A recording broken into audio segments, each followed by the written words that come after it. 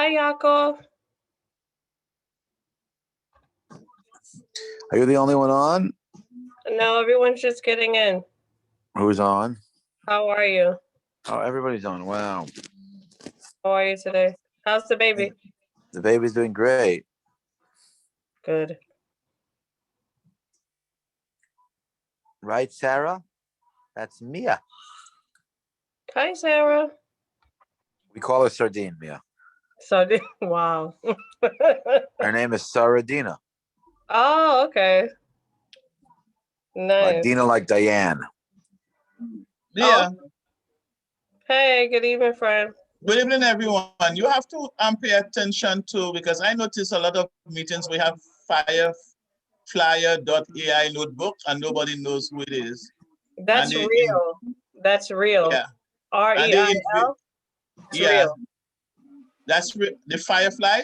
Yeah, it says Firefly Note Taker Real. That's Yeah, It says because real. it says Hello, real. everybody. Hi, doesn't real. matter. Don't worry. You got to worry about it, because when you see stuff like that, they did that for our meetings, and it was somebody from outside taking in information. So you got to worry about it. I think it's real though. I'll wait for them to say hi, but I'm 99% sure it's real. Mr. Pierre Booms.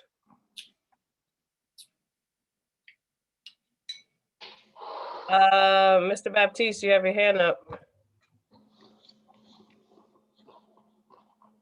Yes, that's just me testing the function. Oh, gotcha. But I don't know how to put it down now. I gotcha. Ah, okay. All right.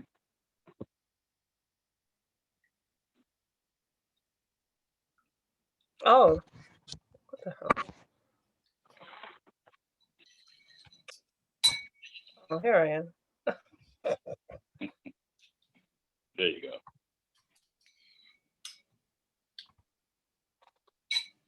Hey, Matthias. What's going on? I see we got cameras on today, so I'll join in. There he is. Yakov, congratulations, belated congratulations.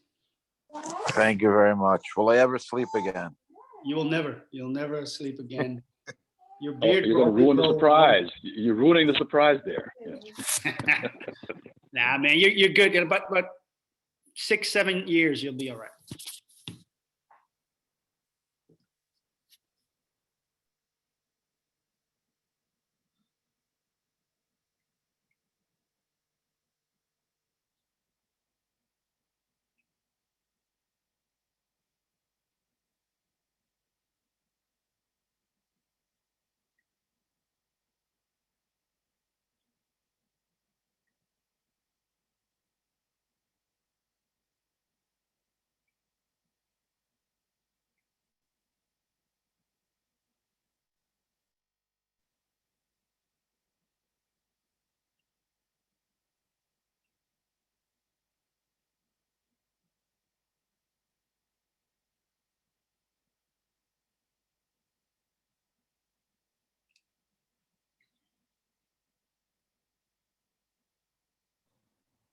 Miss Pinkerton, I see your hand is up. You need something before we get started?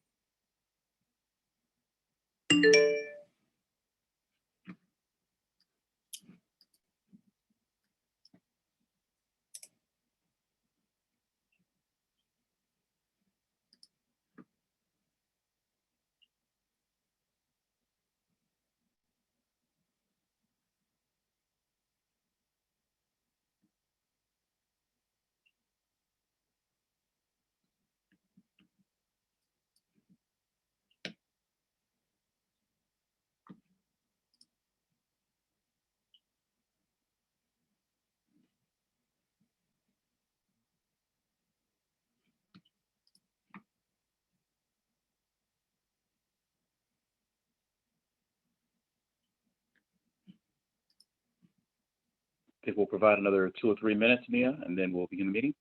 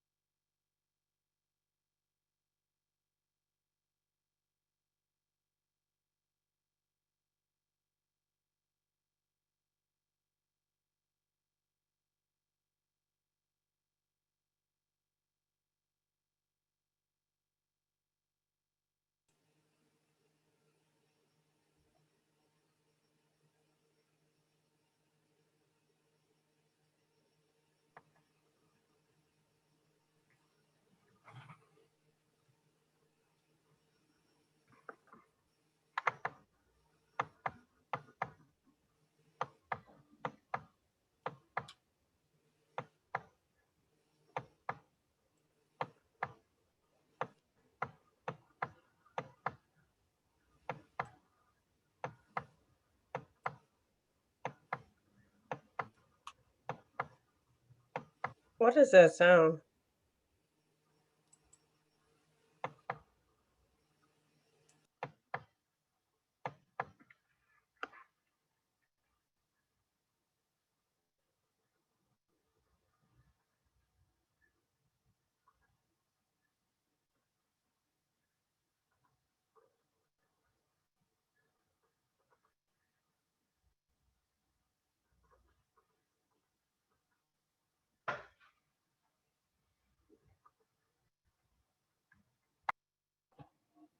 Okay, before we get started, can the participants that have chosen to call in this evening identify themselves so you can be properly named and identified in the meeting? I'll start with the phone number ending in 998, excuse me, 9998.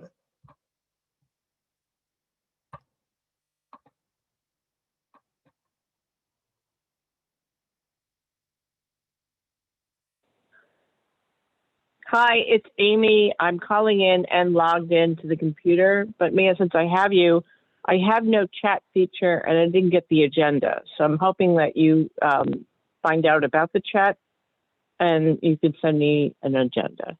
And There I'd like to is, speak tonight. give me one moment, please. There is no Okay. chat enabled for this meeting, and I'll re-forward you the agenda that went out last Friday to the full board. Okay. Okay. And then I can speak tonight whenever it's Yes, open. we haven't begun yet. Thank you.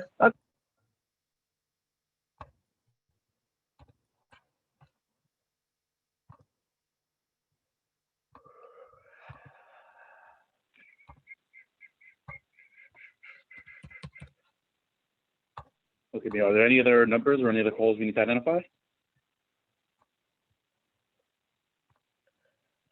No, you know what I was gonna ask, Real, do you have your note taker on?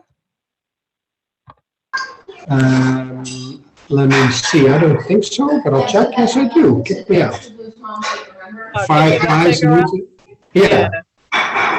Okay, Yep. Yeah. New taker real. You can kick that out. got it. Sorry about that. Okay, that is it, and I'm gonna forward the agenda to Ms. Pinkerton. I'll be right back. Not a problem. Well, listen, as you're doing that, then I guess we can actually begin the meeting. All right, so we are now calling the meeting to order. Our secretary is not here this evening. Warren, would you be able to take minutes?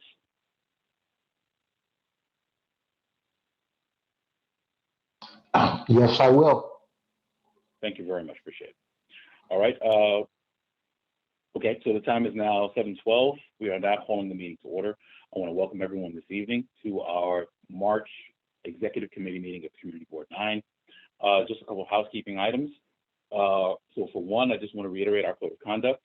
We're going to waive the reading. The code of conduct is available on the Community Board website. And just very simply stated, it's just a matter, we just want to make sure that this is a respectful dialogue. We're going to make sure that when speakers are speaking, we are allowing them time to do their viewpoints. We ask that everyone please wait to be recognized before you begin speaking. And we also just ask that, again, just to make sure that we maintain a respectful atmosphere here as we discuss these items. Next item is just with regards to the functions. So with regards to if you are muted, if you're on the phone and if you need to mute or unmute yourself, it's the *6 function. If you are on the phone and you would like to be recognized, please use the *9.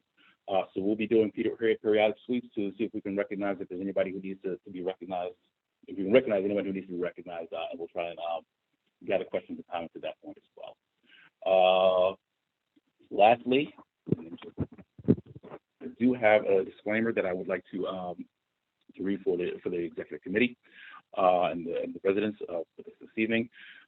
Just want to please note that the court has prevented CB9 and other ULURP actors from formally reviewing the 960 Franklin rezoning application pursuant to ULURP. This means that the CB cannot take any official actions regarding this application at this time. However, the court has allowed us to discuss the applications, such as the land use actions that the applicant is seeking and the application materials themselves, including the environmental review. So we're not here today to formulate a final recommendation or provide an official opportunity for the public to be heard pursuant to the ULURP process. So this is not, we're not going to be actually creating any recommendations or making any votes, and this is not serving as an official ULURP hearing. Those items will be discussed later on by the ULURP chair, and I have also included it as part of my chairman's report, where I'll provide some additional detail with regards to that and where the board is going. Okay, and with that, we are now going to move on into the public commentary section. Do we have anyone who's signed up for public commentary? There's no one who's previously signed up, but I'm assuming that others outside of Ms. Boyd would like to speak, so please use the raise hand function to do so. Okay, so Ms. Boyd, when we start the list, Ms. Boyd, I see you. Ms. Pinkerton, I see you.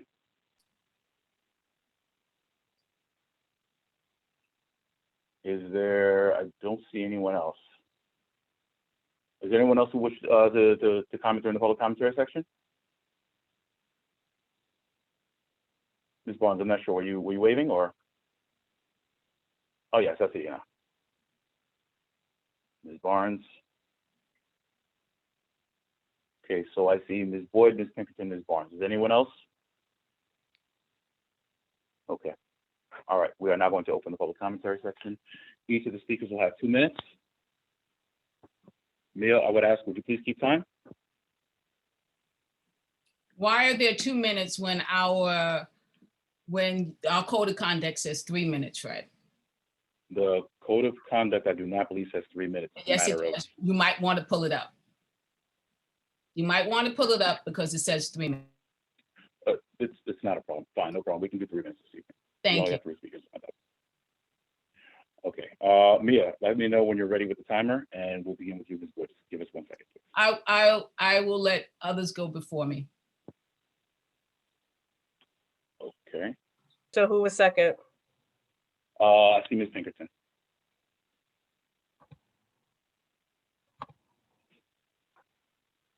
Okay, Ms. Pinkerton, whenever you're ready, you can unmute and your time will begin.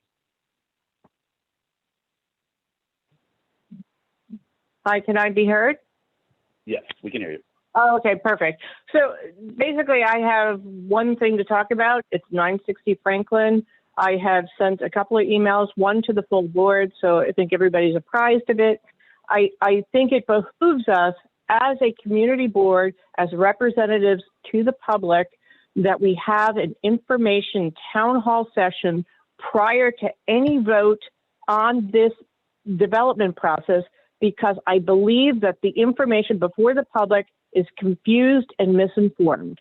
We had one public-facing meeting with a representative from the development who self-identified as a principal of the company, talking about something that was not in the application that's before the planning board and before the city council, before the community board, before anything.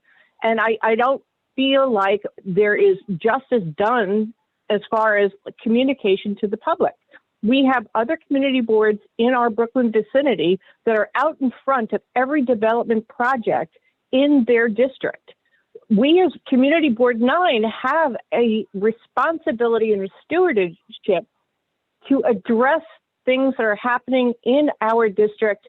And I feel like this is a perfect opportunity. Have a town hall, have it the first week of April, bring together that is already underway the community information that's being, the committee information that has been asked to be gathered, and have a public forum where we can address concerns and questions the public may have for us regarding this development. And that's all I was asking Fred in my, and the board in my multiple emails to you. And it's not a hearing, it's not an official vote, it's none of that.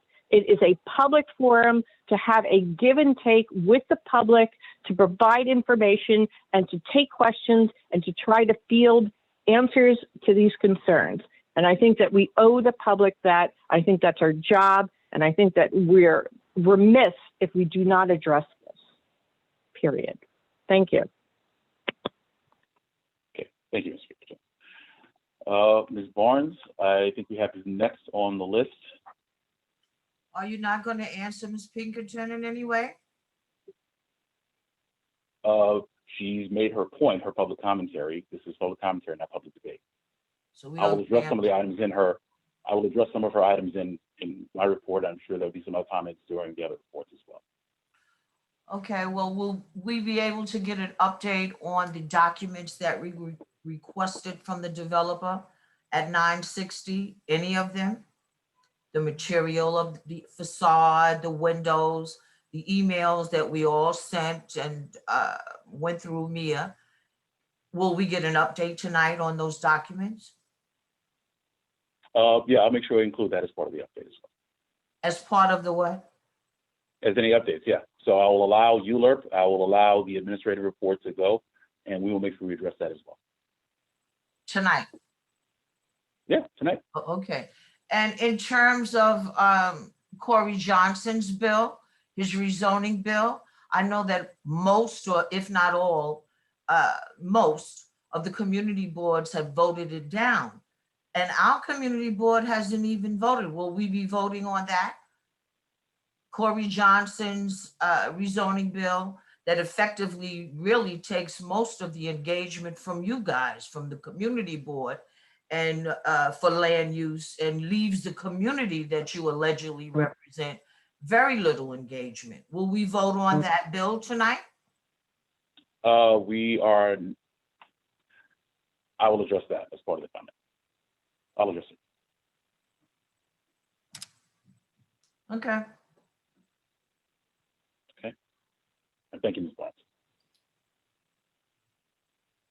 Okay, Ms. Boyd, I believe you have the floor now. I am very concerned the way in which this community board and the chair is conducting the behavior around the 960 Franklin Avenue. I received an email from Corporation Counsel on March 10th stating that they informed Fred Baptiste that the community could do anything that they wanted except for hold a hearing and take an official vote on the application. That's the only restriction. I had stated that at the meeting. Somehow I wasn't believed because Corporation Counsel was supposed to be giving advice. Corporation Counsel sends me an email and says to the judge that this is what she's told Fred. And yet Fred, even after that email, still went and told the community board residents that nothing could be done about this application. There could be no discussions. The Parks Committee was canceled. That was supposed to be reporting on the 960. And for months and months, we have been asking for documents. And for months and months, Fred has been saying, oh, wait until the official process happens. We're gonna get all the documents. We're gonna have a discussion. And now I see one committee actually did some work, which was the Housing Committee, but their findings are not even public. There is no opportunity for them to go into the general public and say, this is what we found. Now I'm hearing that Amy is talking about doing something like that, a town hall where each committee who does some work presents to the community board what the project was, because clearly the hearing that was done by the developers was untrue. They talked about a 17-story building that's not even a part of the application. So that's just smoke and mirrors. And that's all they talked about. And it's not in front of the city. That's not a project that's actually in front of the community board. So I'm just concerned about how this process is being circumvented. Our voices are being silenced. And this topic is not being discussed out in the open where it should be, so that the community knows exactly what this project is. Because now people are walking away saying, oh, it's a 17-story project, when it's not. Oh, they're creating affordable housing, you know, that we can.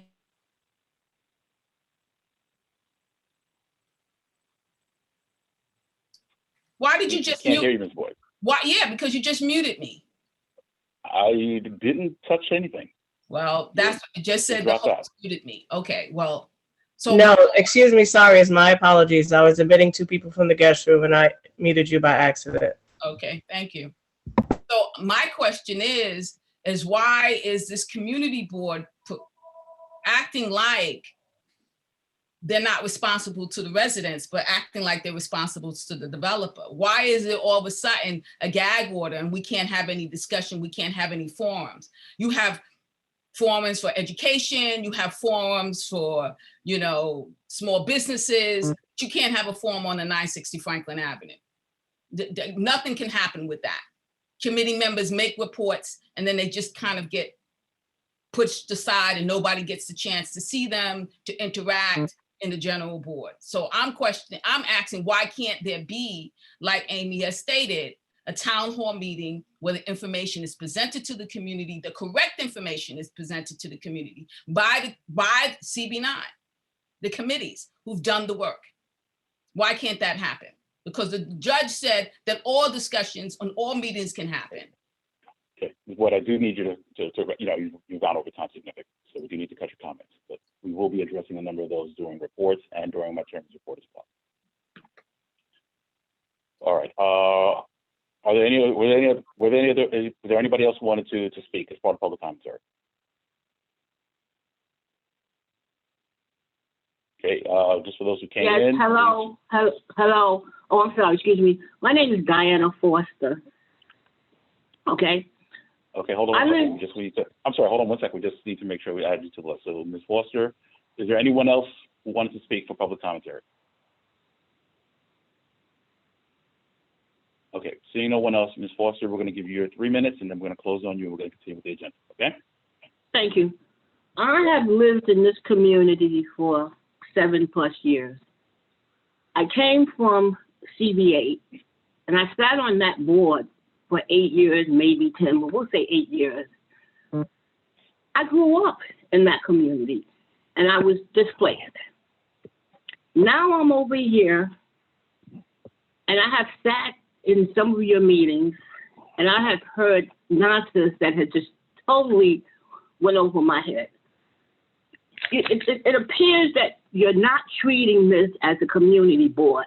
It's more like a social club and the board members have their own agenda. And I don't know if people know, but when you sit on a community board, you represent the community. Not just the homeowners, not just this person, not just this person with an income. You represent the community. So the community, we don't know what's going on because all of us don't have Wi-Fi. All of us don't have Zoom. As soon as I get off of this phone, I have to go around my building and my neighborhood and give out paperwork concerning associated, concerning this 5 days, the temporary restraining order, and you throw around the word affordable. What's affordable for somebody making 60 to 100,000 is not affordable for the majority. I would say at least 40% of the community residents. You know, you're looking at closing Associated. Is the community board actively trying to negotiate with Associated, you know, and the developers? And if they do close it temporarily, is the community board looking to have another place that we, and I am a senior, can go shopping? There's a pandemic going on. Is anybody on this community board concerned about the people like me who are seniors, who don't have a car? You know, do any of y'all have mothers? Do any of y'all have people that's in the shelter that's homeless who cannot pay $60,000 a year for an apartment, who don't make $60,000 a year? There's 70,000 people in the shelter system.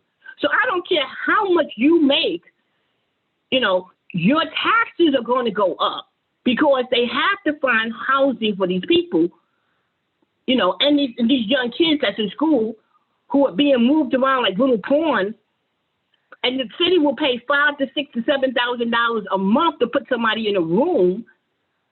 And you talk about affordable, and where's the affordability? Where's my politicians who come out at an election time? You know, someone said to me, why don't I get on Community Board 9? I got more important things to do. And you know what it is? To watch Wheel of Fortune and Jeopardy. Because anytime you can have a board meeting and a board member says to me, there was a meeting and I didn't know about it until afterwards. And one of the board members said it was a private meeting. How dare you? How dare you? I have never in life heard anything so ridiculous. Oh, now all of a sudden the board is having private meetings, invite only? You pick and choose who come to your meetings? That's why you don't have a district manager. You know, boy, keep tying them up. Keep tying them up because they don't know what they're doing. I need you to conclude the comments. Okay.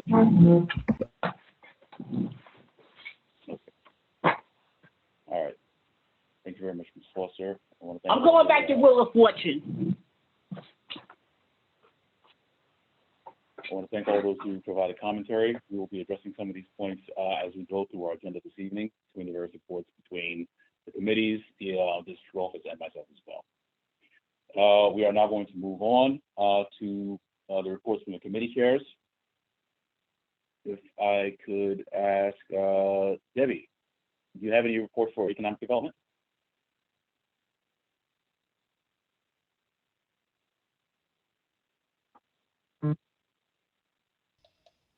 Oh, we can't hear you. Mia, could you unmute Debbie?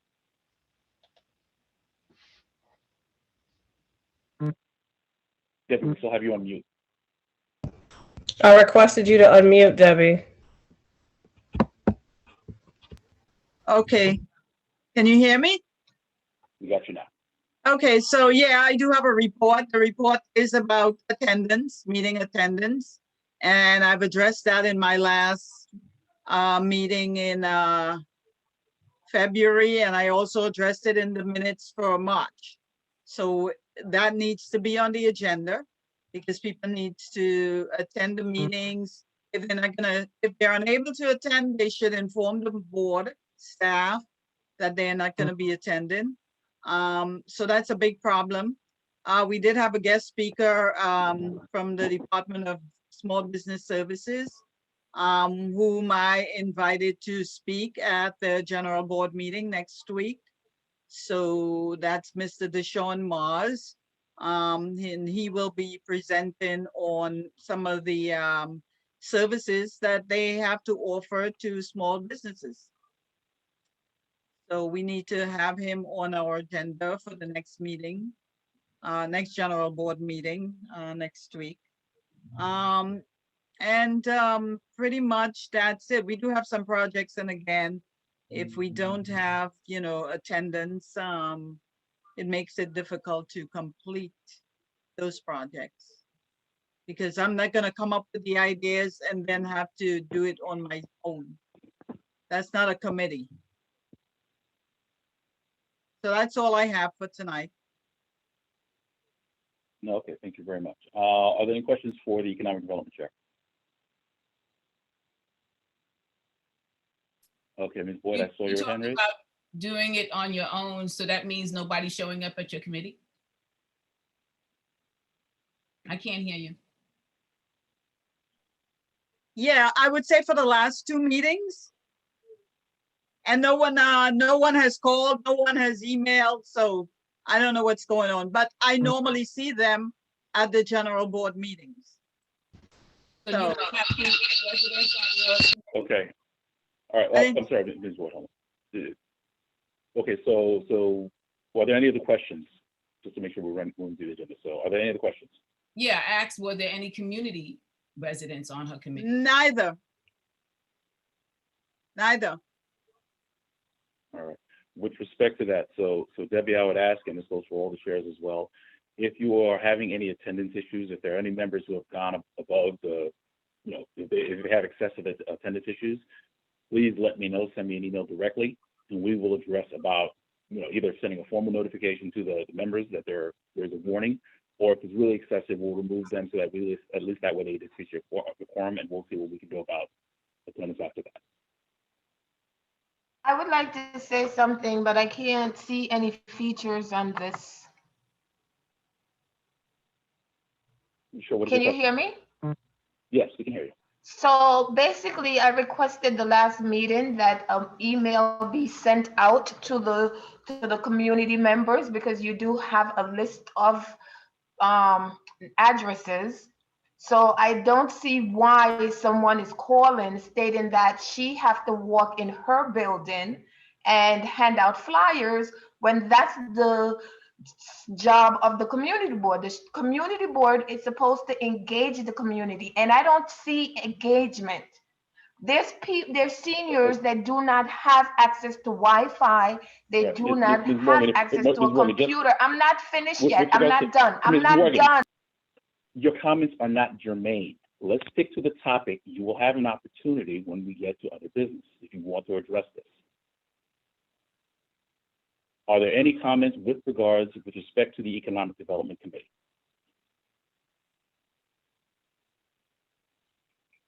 Okay, seeing none, thank you very much, Debbie. I would ask at this time.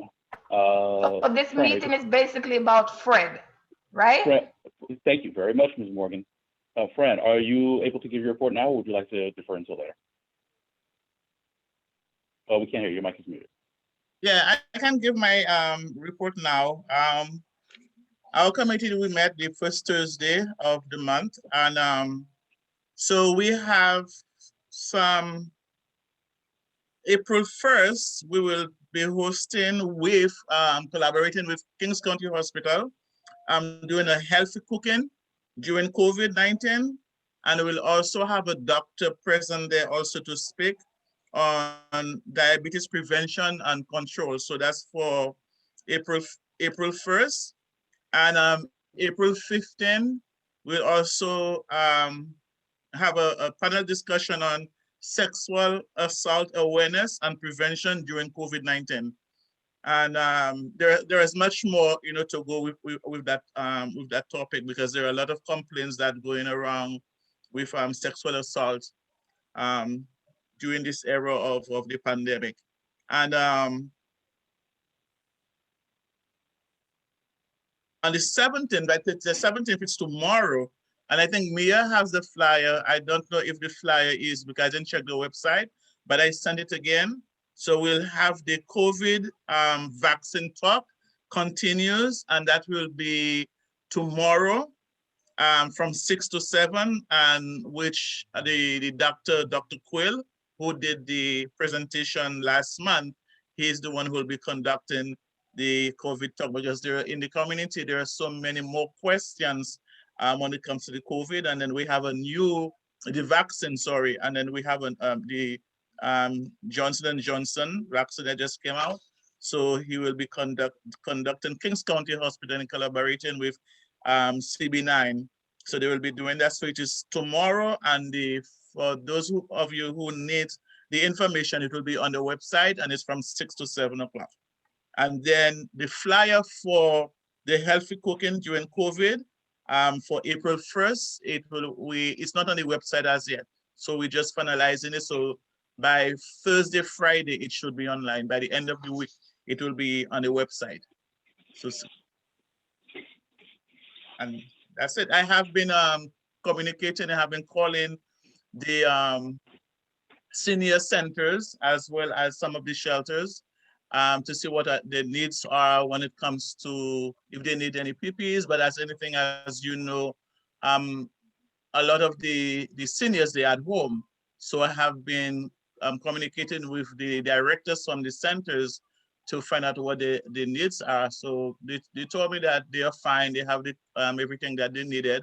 They have PPEs for the seniors. And so what we are trying to do, because when we had a meeting, and I think Warren could attest to that as well, to find out as to how we can bring the vaccine to the apartment buildings, because we have seniors, and I think it's something that I mentioned before. We have seniors who are not able to leave their homes, and even though they can go down to the lobby, but most of them sometimes they have to get it accessorized. So we are trying to see as to how best we can serve them. And so I think the issue is not getting the vaccine to the centers, as when they explained to us is that they have to come with some sort of method in place, because the vaccine has to be refrigerated, so they cannot really, put it in the vehicle. So they have to come up with some way as to how to store the vaccine to take them to the seniors, to the apartment buildings. So it is something that is being worked on. So hopefully they could come up with some sort of a solution to that, because we know we have a lot of seniors out there who still want to be vaccinated, but they are not able to go out to get it done.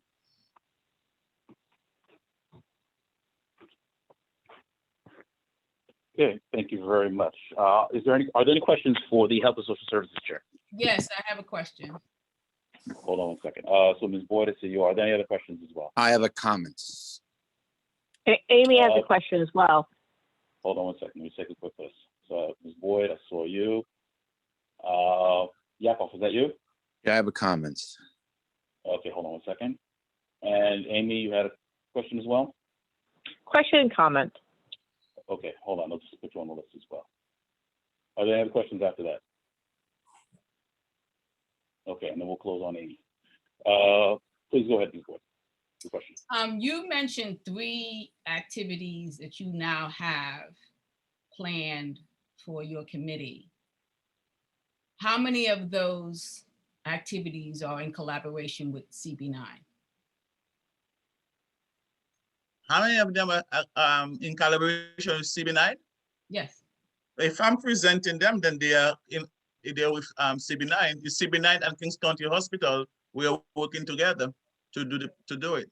Okay, so within this month, you literally have 3 events which you are hosting on behalf of CB9 to give information to the community about a health-related issue, correct? This have been mentioned every time that we have a meeting. It came up. I have presented it at meetings. I've been talking about it, that this would be coming up and we will be having this. Right. I'm not. And as a matter of fact, the one cooking during COVID correction, it's not from Kings County Hospital. It's from Kingsbrook Jewish Hospital. We're working with them for which is the cooking, healthy cooking during COVID. That's from Kingsbrook Jewish Hospital, so I stand corrected. Oh. So the one for the vaccine talk is for Kings County Hospital, and the sexual harassment in April 15th. Yeah. I'm just making a note that this committee that the health committee seems to be able to create forums and events for the community, and yet certain committees are unable to do so. So I'm just making a note of that. Okay. Thank you. Yes, Rabbi Berman, yes. Hi, thank you. I just want to bring it to your attention, to the chair's attention. I saw that on March 4th, Councilmember Deitch announced in District 48 that the FDNY, in conjunction with the city, is doing Johnson & Johnson homebound for seniors. So it's being done in other districts. If you need help, maybe liaisoning, to find out how they're doing it. It's being done all over the city, and I'm sure that if we network properly, it could be done. It's not something we have to invent. It's being done already all over the city. So I think that when I spoke to them, they just have the Pfizer and the Moderna. That's what the one they were working with. But now that the Johnson & Johnson come in, so I think this is the one that they are working with. So yeah, it's through FDNY, it's through the fire department. Okay, and I'm happy to assist. If there's any way I could be of assistance in terms of networking or like that, I'm you have my number. I'm happy to get involved and try to help if I can. Okay, if you could send us any information you have to Fran, myself, and to the district office as well, and we can see what we can do about making inquiries for that. Would appreciate I'll actually reach out to their office tomorrow and find out how they're doing it and try to get the information for you and send it over. Much appreciated. Okay, thank you much. All right. I think Ms. somebody Pinkerton, else you had a question. Yeah, Ms. Pinkerton, we're gonna recognize her right now. Go ahead, Amy. Amy? Yeah, Amy, you still there? Oh, yeah, I'm sorry, I didn't recognize. So it's more of a comment. I work for the city pod, the point of dispensary. So we are regulated and we don't take walk-ins. You have to go on a website to sign up. But I heard that the FEMA or the federal pods are, you could walk in and make a first dose appointment. So I live literally a block away. The Medgar Evers site is run by FEMA. That's on Crown Street between Nostrand and Rogers. It's right in the back end of the Medgar Evers School. So I don't know if this is something that your committee has been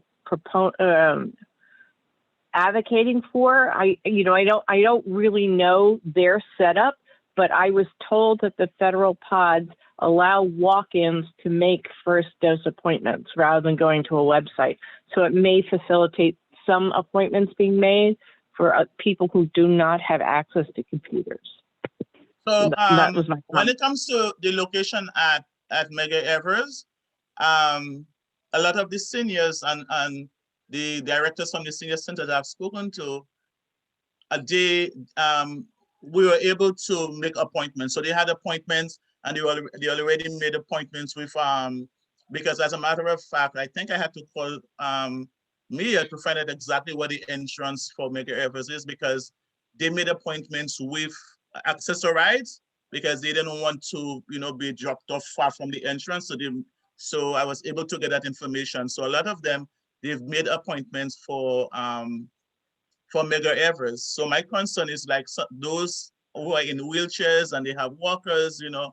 I mean, a lot of them, they are working with the walkers or the cane, but those, you know, that's more feeble, that I think that we should really bring it to them. So these are the ones that I'm really trying to work with to get to take the vaccine to them. Great, thank you. It was just a comment that I would make. Yeah, Thank thank you you. very much. Appreciate that. Ms. Newsom, you had a question? Okay, well, we'll entertain your question. We're gonna close on you then. I don't have a question, I have a comment. Good evening, everyone. The Medgar Evers site, yes, it's a FEMA site, but they do not have any more first appointments. And the second appointments have been booked as well. So, because when you go in for your first, they automatically do your second. They have no more appointments for the first appointment. We're now waiting for another vaccine or another cycle to come in. Okay, thank you very much for that information. All right. Beverly, if I may ask you, so all these seniors in your, to your knowledge, all the seniors in your building, in your complex, they have been vaccinated, or they still have seniors who are waiting to get appointments? Because the reason why I'm asking you, so the Brooklyn NAACP, they have been contacting me, asking me, you know, to give them names of seniors who wants to be vaccinated. So if any of you, you know, apart from those who I'm working with, so if anyone knows of any seniors or any complex that have seniors who wants to be vaccinated, please let me know, let Mia know, and then she will let me, because they've been asking if I know, so I could let people so they can organize for them to be vaccinated. Okay, so if you could give me the information, I could reach out to the seniors who, because I'm sure not 100% of them have gotten an appointment between First Baptist and Medgar Evers. I'm sure there were some that were left out. So if you can send me that information, I'll be sure to forward their names to you. Okay. Okay. All We right, need to move on in terms of the agenda. So next, Mr. Chair, yes, yes. I yes, just ma'am. want to give information to Francesca. Francesca, the city of New York is providing in-home COVID vaccine, the Johnson & Johnson, to all homebound seniors that want that vaccine.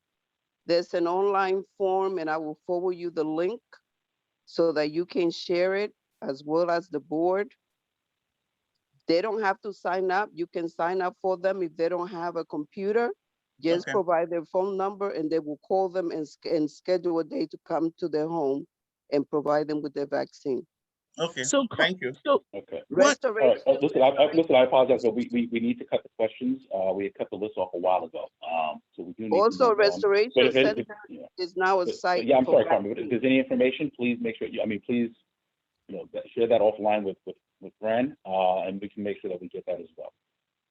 Okay. Mr. Chair, can I give my report? Because I can't stay for too long. That's fine. Please go ahead. Transportation. Okay. So the park committee, not the park committee, Vivi, I was thinking about you. The transportation committee had their meeting. We have a new representative from DOT, Diana Soriano. She gave a kind of an update on Clove Road, but not really an update because it seems that nothing is moving forward. It seems like the construction on that project on Nostrand and Montgomery has been stalled, which raised concerns by some board member and committee member as to what the future of Clove Road would be if that project basically just stays a hole in the ground and Mr. Cohen cannot come through since they are supposed to be financially responsible for the upkeep of Clove Road. They also provided the board with an online survey. I don't know if the board distributed to the community, but that survey has to be distributed to the community so that the community can go in and give their input on the Clove Road project.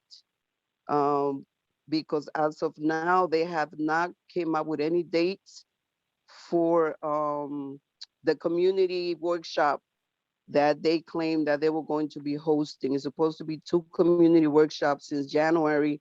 We're still waiting. They still haven't done it.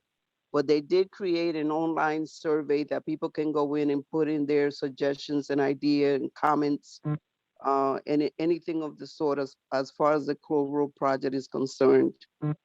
We didn't get any update from DDC on the Empire reconstruction because there was no representative in attendance. Alexandra didn't attend the meeting.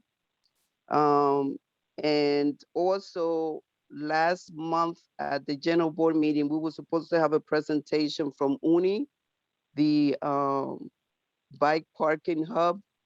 That was taken off the agenda. So I'm just asking, are they going to be allowed to present this month so that they can be advised of the date of the meeting? We will, yeah, we unfortunately because of time constraints, we had to make the cut, so they didn't make it last month. We'll look at that and we'll, as we create the agenda for this month, we should be able to put the month this month. Okay, great, thank you. Can I ask a question, Fred? Sure. Hold on, Carmen, does that conclude your report? Yes, that's it. Okay, so we'll take questions. So, Yes, sir. Rabbi Berman, hold on one second. Rabbi Berman, I see you. Are there any other questions? Okay, seeing none other, okay, go ahead, take your question. So Carmen, so on the holiday of Purim, which was a few weeks ago, I got some phone calls from community members that some of the main streets in Crown Heights were under construction. So I called the board office, and I know Mia has been very, very good in the past on all holidays or special occasions to inform the city and let them know it's not a good time to shut down the streets when there's, you know, hundreds of cars going around.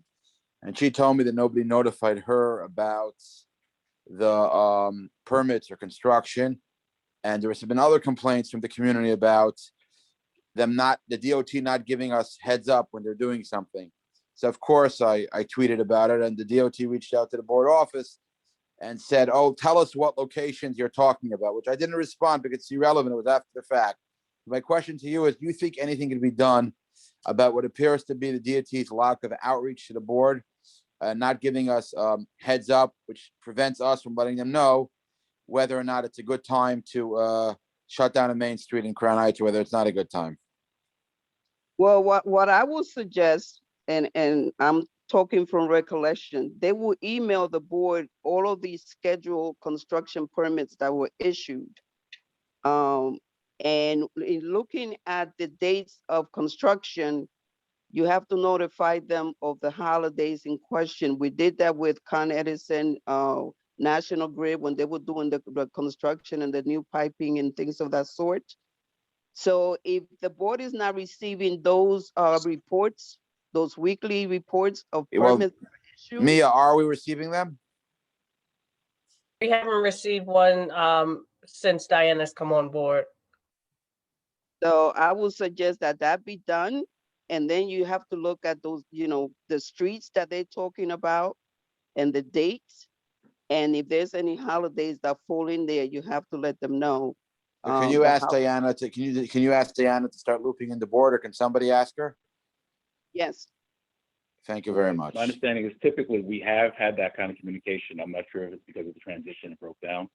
But, Right. The district office will reach out and reestablish that. And we'll make sure I that think the office has been Mia has been very good, and before Mia, Carmen as staying on top of it.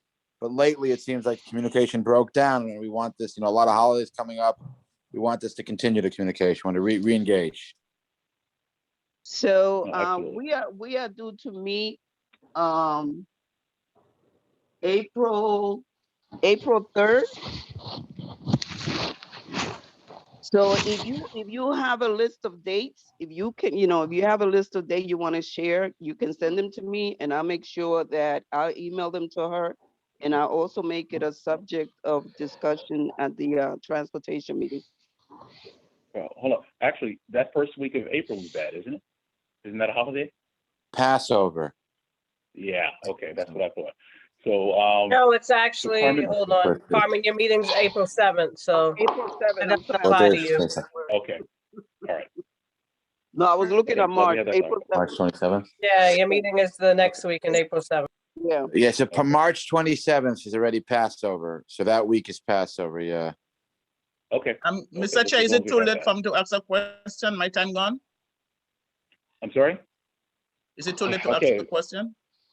Okay, I'm Madam sorry. Second Vice Chair, go ahead. Go ahead. And that's I the just last wanted one to we have ask to move on. Carmen, because I know Carmen have been pushing for concerning the speed bumps in the district. Have you heard anything concerning that again? Well, one of the things that we did, and I guess I should have mentioned it as part of my report, but I had them go over the responses that they gave to the budget request, the transportation related budget request, because as you know, when you look at it, it just says more information needed, additional information, contact the agency, don't know what you're talking about, etc. And I did bring up the speed humps on, because he said that the project was on hold. And so I asked about the status of the speed humps on Lefferts, and they said that due to COVID, that whole hump installation operation has been put on hold. They're not doing any speed humps at this time. But I did ask them to go over every single one of the responses that they gave.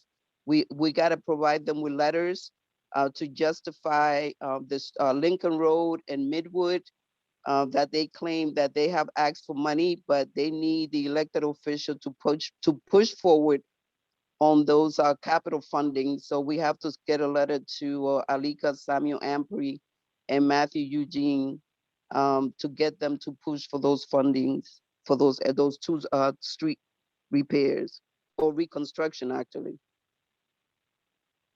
Okay.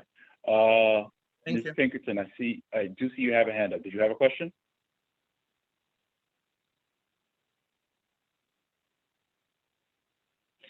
Hi, sorry, it took me a while to unmute. I just want to circle back to Yakov's comment. I just want to make sure the board this year is kind of on top of all the holidays that impact our community. We have them calendared, we know what they are, we know when they fall, and we can, they're visible, that we know that we don't schedule things during this time. So I just want to make sure that that's already in place for this year. Thank you. Absolutely. We're looking into that as well. The district office, we've had a conversation. They're on top of that. They've already had conversations with regards to moving a number of meetings. But absolutely, if you do notice something comes up that slips by, please let us know as well, and we can make sure that we'll make whatever adjustments as necessary. Okay, thank you very much, Carmen. Rabbi Berman, as long as you're on the hot seat, are you good for a report right now? Or is Yeah, I'm gonna be very quick. We met, we did not meet this month. We had no liquor license that had all their paperwork in, and our committee has been very good. We've had quorum basically every meeting, and our meetings have been very goal-based. And I just felt that if I don't have something which is urgent to the table and there are no applications, that I'm not gonna call a meeting, because since everybody comes to all the meetings, I don't want a meeting which is not, where people walk away thinking maybe maybe it wasn't worth my time. Maybe I shouldn't have come. So I try to keep my meetings to be very goal-based. And because we had no licenses, applications this month, we did not host a meeting. And of course, this is in complete compliance with the bylaws. You are not required to host a meeting every month. And I just want to end off by saying, the public comment section, there were several accusations and comments made. And I want to thank the chair, Fred Baptiste, and the fellow board members that dedicate their time and volunteer to be on this board. For me, it's incredibly stressful. It takes a lot of time. And I know that you all give your time, and you're all volunteers, and you are appreciated by the vast majority of the community. And I thank you for volunteering and being a part of this community board.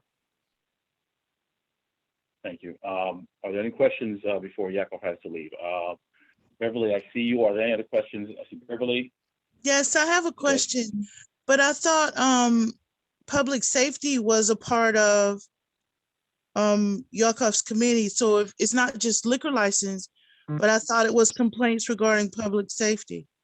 So there were no open complaints that I was aware of. So, yes, theoretically, I could have found a reason to meet. There's a lot of things going on in the neighborhood. But I said, people are the committee members and the community members come to every meeting. And if we don't have an urgent need to meet, then I didn't think it was necessary. Okay. But I don't want to fall into a problem where I start losing quorum and people don't come. I want everybody to know that we have No, a meeting. I understand what you're saying, but the fact that the other side in our district is having a noise issue, that's kind of why I'm asking the question. Right. So if there's something we could do about the noise issue, please let Mia and I'll reach out to NYPD in the city. Typically, when it comes to noise, they have us call 311, and if it's something ongoing, sometimes 71st will come and put a car there. But usually, there has to be a lot of complaints to 311 for police to act, especially in today's political climate. Okay, we're going to recognize, Yanela, I see you. We're going to recognize you. We're going to close on you. Thank you. Good evening, everyone. Yaka, public safety. I have sent email to CB9 and to the Public Safety Committee. I have over 30 pages of 311 noise complaint in this end of the district. So maybe we'll want to talk about that at the next public safety meeting. I've reached out to the 71st. Unfortunately, we live in a 2 precinct zone, the 67th and the 71st. We've had, I have 288 units here. The majority of the people, over 50% are seniors. And we have a terrible, terrible time at night. Now that the weather is changing, everybody's here as to what goes on. I get home in the evening from work in the summertime. I'm petrified going home because I know the onslaught of the noise.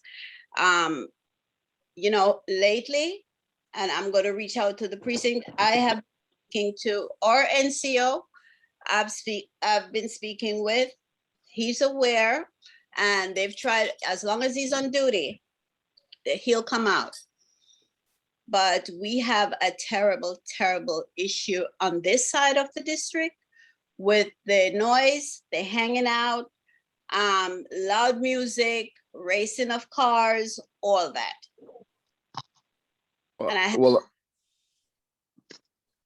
So if you'd like me to send it to you again, First of all, I think it's a great idea. Mia, please add that to the agenda for the next meeting, and let's touch base before. I think we should try to get representatives both from 67th and 71st. The challenge is I have forwarded some of your emails to the 71st precinct, but I'm not really sure what legally they can or will do. But I definitely think it's something that should be added to the agenda. I will say that there was a noise issue in the public school on Crown and New York this year, where there were illegal parties there going on city property. And with the help of the board and the police department and the school, we worked and we were able to close it down. But that was really because it was on city property. So we were able to shut it down. I'm not sure what legally we could do, but definitely it definitely warrants to be on the agenda and a call. And it's absolutely correct that you have been sending emails, not just with information. I believe you've sent photos and text and maybe even video documenting the noise. And I apologize that we haven't been more helpful. And I'd love to work with you if there's anything we can do. I'm ready to work with you to try to help you resolve this. But it's absolutely correct. You have been on top of this, and we have been forwarding this to police. But I'm not sure what more we could do. Okay, I appreciate what I've been asking the 71st and the 67th. Yeah, I'm sorry, Yanela, but we do need to move it. But I would ask definitely continue the conversation with Yakov and keep it, and keep me and the district office looped in as well, so we understand what the next steps are. I apologize, but we have to move the agenda. Yes, thank you so much. I'll be. Okay, thank you very much. Matthias, are you ready to give a report for youth services at this time? Yes, sir. Good evening, everyone. I will actually turn on my camera so you can see my face. It's very important. So yeah, youth. We Youth Services Committee. We meet typically first Tuesday of the month. We met last March 2nd, Tuesday, March 2nd, I believe it was. We're planning an event called the Financially Lit and Career Ready event. We're going to have some speakers there talking about financial literacy. We're going to have some people present on how to write resumes and some other kind of job readiness issues. This is going to be taking place on Tuesday, April 6th, 5:30. It's Zoom. So that's what we're working on. We're hoping, I think the flyer went around, right? Mia, is that correct? I think we had a flyer going around. So, we'd appreciate anybody kind of spreading the word. It would be great. We also requested some funds. I'm not sure where we are with that for this event and another event that we're planning later on in the spring. So that's what we're doing. Any questions? All right, questions. Hold on. Ms. Boyd, I do see you. Ms. Barnes, hold on 1 second.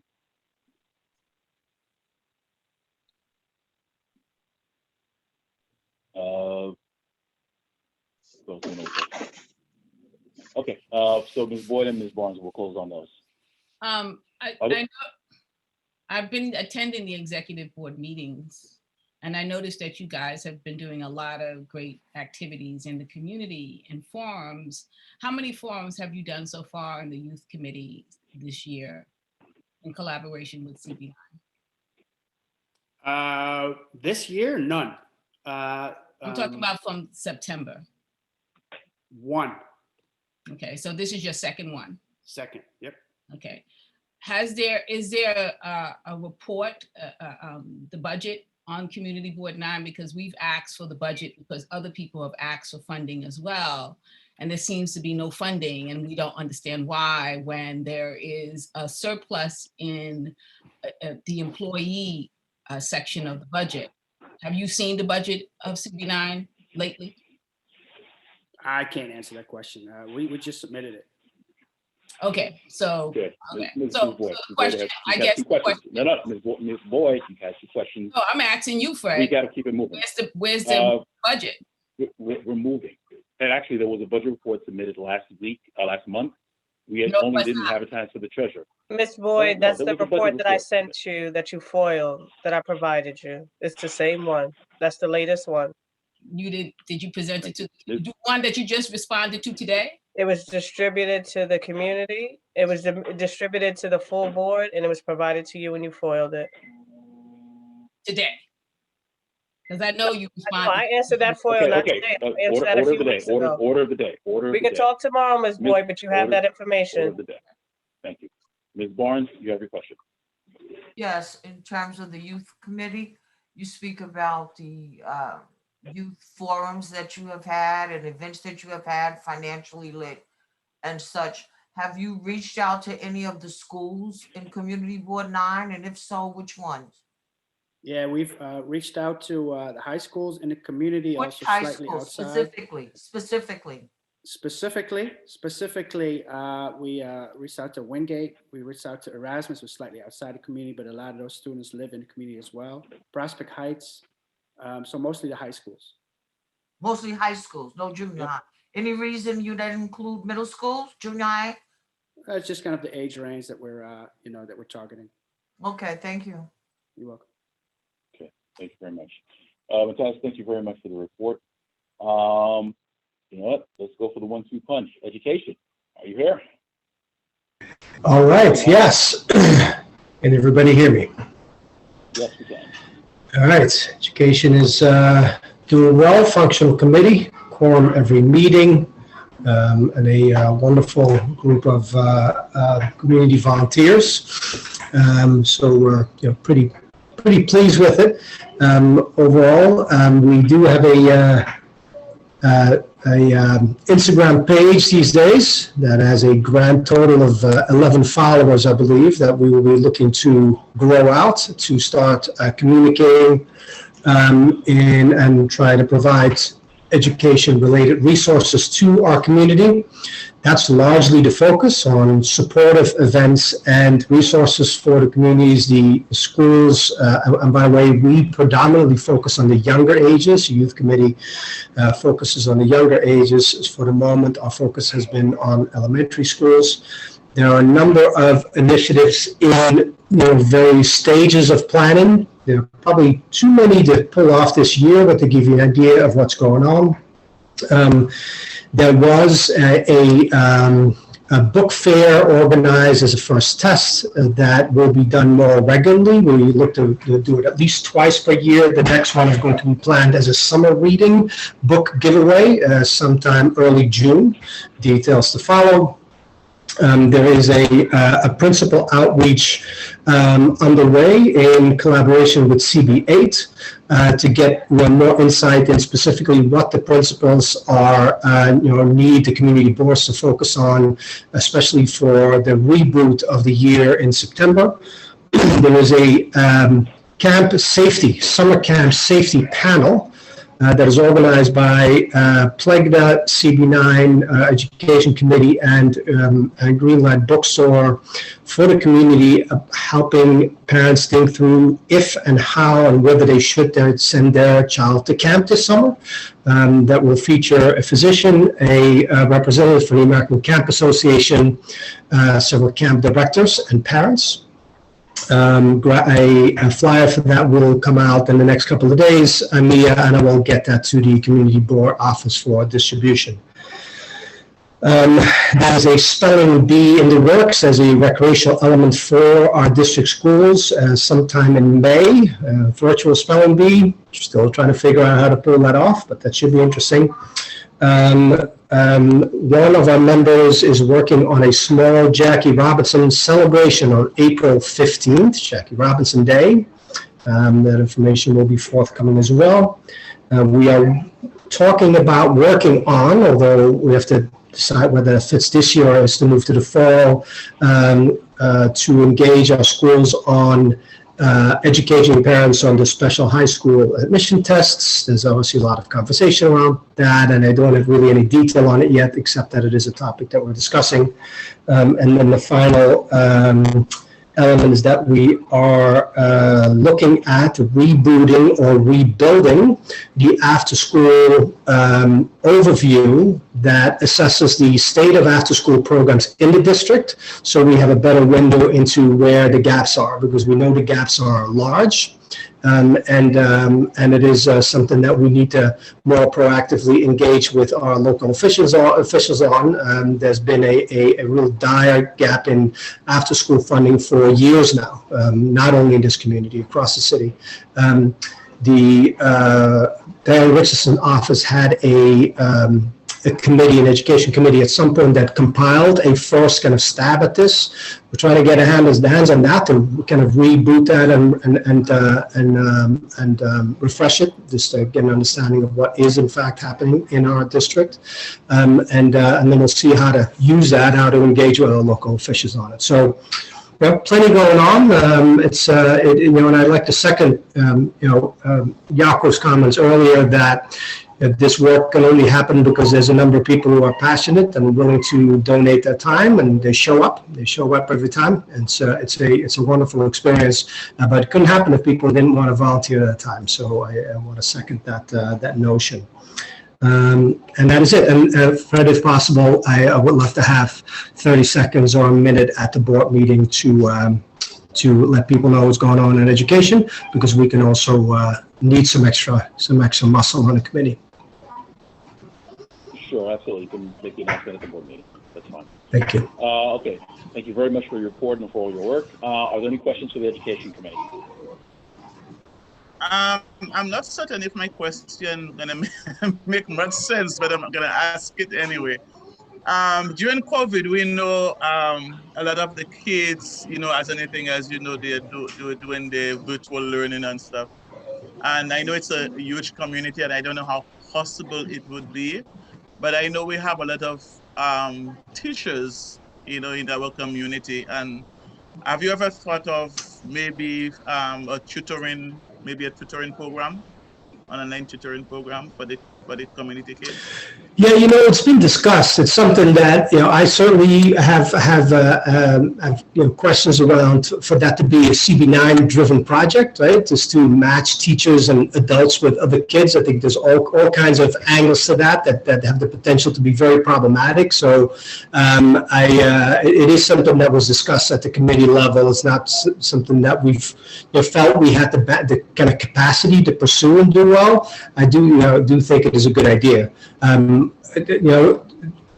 This reminds me, just last week, the passage of the American Rescue Plan does mean that significant amounts of money are flowing into the local schools to help students get ready, either get remedial work done, academic supports during the summer, or new after-school programs or after-school supports moving into September. And so we'll be keeping an eye closely on that as well to understand what that looks like. I don't really have a lot of detail on it yet and don't understand fully what that structure looks like. Thank you. Thank you. Are there any more questions for Ms. Barnes? Do you have a hand raised for education? Which All right, hold on. So hold on 1 second. So Ms. Barnes, is anyone else? Okay, seeing no one, Ms. Barnes, you have your question. We'll close on you. Okay, sir, which specifically elementary schools are you working with? We're working with every single one in the district. The district office, the community board office has given us a list of every elementary school in our community. So the outreach that we're doing specifically for the spelling bee, for example, we'll go to every single elementary school in our community and in District 17. That's wonderful. No, public for the moment. We're focusing on public schools. And that you are based in aside from community number 9? Do I have offices? What do you mean? Do you work? You talked about an after-school program. You talked about camp. Where are you administering this at? CB9, or do you have separate offices? CB9. We're in CB9. You're located in CB9. Have Correct. you engaged any of these? Because I haven't heard about it. I'm a senior. I'm a block association president, Emerald on Sterling between Notion and Rogers. I've never heard a word about it. And people always ask me about it. Have you engaged any of our children in this summer camp? Yes. So we provided services to Jackie Robinson Elementary School. We're in PS 770. We currently provide services to kids in the district who would seek us out.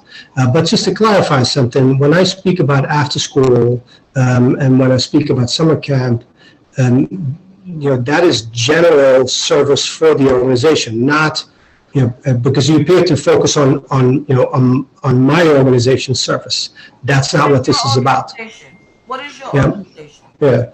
My organization, I apologize, but we do need to continue moving this. Are you located on Rogers Avenue? Ms. Barnes, if you have questions, you can definitely direct them. If you have questions, you can take that offline. If you have questions, you can contact us or go to the education committee and he can answer your questions, okay? Yeah. Mia, feel free to pass on my email. Happy to answer any questions. Okay, thank you very much. All right, looking on, Warren, do you have a report for environmental protection? Yes, I do. We held our meeting, I think, the first Thursday of the month, and we had a very good presentation from Amy Pinkerton identifying areas to consider for 960. This was prior to the TRO, but still within our area to discuss. She identified certain areas, other areas. You're breaking up. We can't hear you. Excuse me? I didn't study. Continue, You're Warren. breaking Continue. up. So anyway, Ms. Barnes, he's going to speak. Go ahead, Warren. So anyway, Michael's we have that. It was good information. It focused us. And as soon as the TRO is lifted or we get more definition, we'll move forward on that. Number 2, we discussed the complaints in the community, meaning noise complaints, these complaints, once again brought up by Amy Pinkerton. As a sidebar, with noise and everything else, it's one of the top problems within this city, as well as in our community. So our next step is, now that we have this information, courtesy of our administrative office, we have to move forward with it. And hearing what went on tonight, I'll be in touch with Yakov to see how to communicate this. And that's it. All right, thank you very much. Questions? Hold on one second. Okay, I see Ms. Pinkerton. I see Ms. Boyd. Questions? Ms. Barnes, I see you. Are there any other questions? Seeing none, we will close No, on Ms. that's a Barnes. question. He said the TRO is lifted. That wasn't Ms. my. Barnes, hold on. You'll have a chance to ask your question. I got some. Ms. Barnes, one moment, and that's not what was said. One moment. All right, we're going to begin. Ms. Pinkerton, you had a question. Hey, can you hear me? Am I unmuted? Okay. I just want to add to Warren's statement. We also asked Mia and the board office for a 311 report on kind of the top complaints that were being called in for our district. There is a website that's called Beta, BETA New York, and Mia can provide it. And I would suggest that all committees access that, because I went in there and I looked at the data, and it's really only valuable, if you separate a single complaint in your kind of purview. Let's say it's a noise complaint, or it's a and don't say sanitation complaint, because I found out that sanitation includes litter and mold. So you really have to be singular in your search, and you have to do it across years. So since we probably have no data, or basically we're basically starting from square one. So if we want to really have a benchmark and kind of understand what we're doing, what the complaints are, we need to start kind of taking the information and figuring out trends. And I will say the trends I've noticed when I looked at the data across years for complaints, we live in a very, let's just say, active area. Central Brooklyn, north, south, east, and west of us have kind of different patterns, but our neighboring communities, CB9, CB8, and CB14 are more, they're more problematic than us. And you know what, if we across the years are pretty stable, so I don't know if that's what sanitation and the police department look at, like in the sense that if there were 20 complaints in this category for this year, if it's 23 for the next year, it's probably considered a non-issue for them. So that's what we need to kind of understand and track. And that would probably go back to our district manager and our office. But I'm just saying that every committee should look at this data and kind of think through this. And that was my comment. Thank you. Ms. Boyd. I need some clarity on what Warren just stated about not doing anything about the 960 Franklin Avenue until a TRO is lifted. Again, the court made it very clear that the community board can do anything that it wants except for hold an official hearing. That's a part of the EULA process, and take an official vote on the EULA process. So what is it that Warren feels needs to be lifted in order for the environmental committee work to be done? Fred, I'll answer that. At our meeting, it was fact finding, and we found out a lot of good facts, areas of sensitivity. Until we get the word from your hearing on the 18th, we won't reach any conclusions. So you did fact finding, but you want to draw conclusions from the fact Not finding? at all, not at all. This was a natural process. In any identification of a problem is to first find out what the areas are. I think we very well accomplished that at the last meeting. And hopefully at our next meeting, we'll be able to pursue it. So hopefully it's not dependent on the TRO. No, Alicia, I have nothing more to say. Okay, well, okay, question, all right. Ms. Barnes, I questioned his audio because I couldn't understand him here. And I thought he said that the TRO was lifted, but he said when it's lifted. But at the present time, it is not lifted, and we are supposed to have discussions, just like I sit here and listen to all other committees on 960. Intensive discussion, Fred, and I've been sitting here, and you said you were going to get back to the requested documents that we've asked for over a month. You're not talking about March 18th, the public hearing. You're not giving the community any information, and you're being rude, cutting me off. The only reason I said, because I didn't understand him clearly. We still have a TRO in place, and the judge has said discussions and engagement was to continue on 960. But we have no reports on 960. You're not telling the community anything. You're not talking about the documents. We still don't know the material, the windows, how many apartments, 1 bedroom, 2 bedrooms, nothing do you talk about. Are we going to discuss that, Fred, as you promised during the public commentary? I did say I would address it. We would address it through the committee reports. We would address it through the administrative report, and I will address it during my chairmanship. Thank you. You're welcome. Well, currently there's been no committee reports on 960. Thank you, Ms. Boyd. Ms. Boyd, order. You have me recognized, please. Ms. Moses, Pat, are you on the line? I'm here. Good evening, everybody. Good evening. I'm always last, but okay. As far as 960,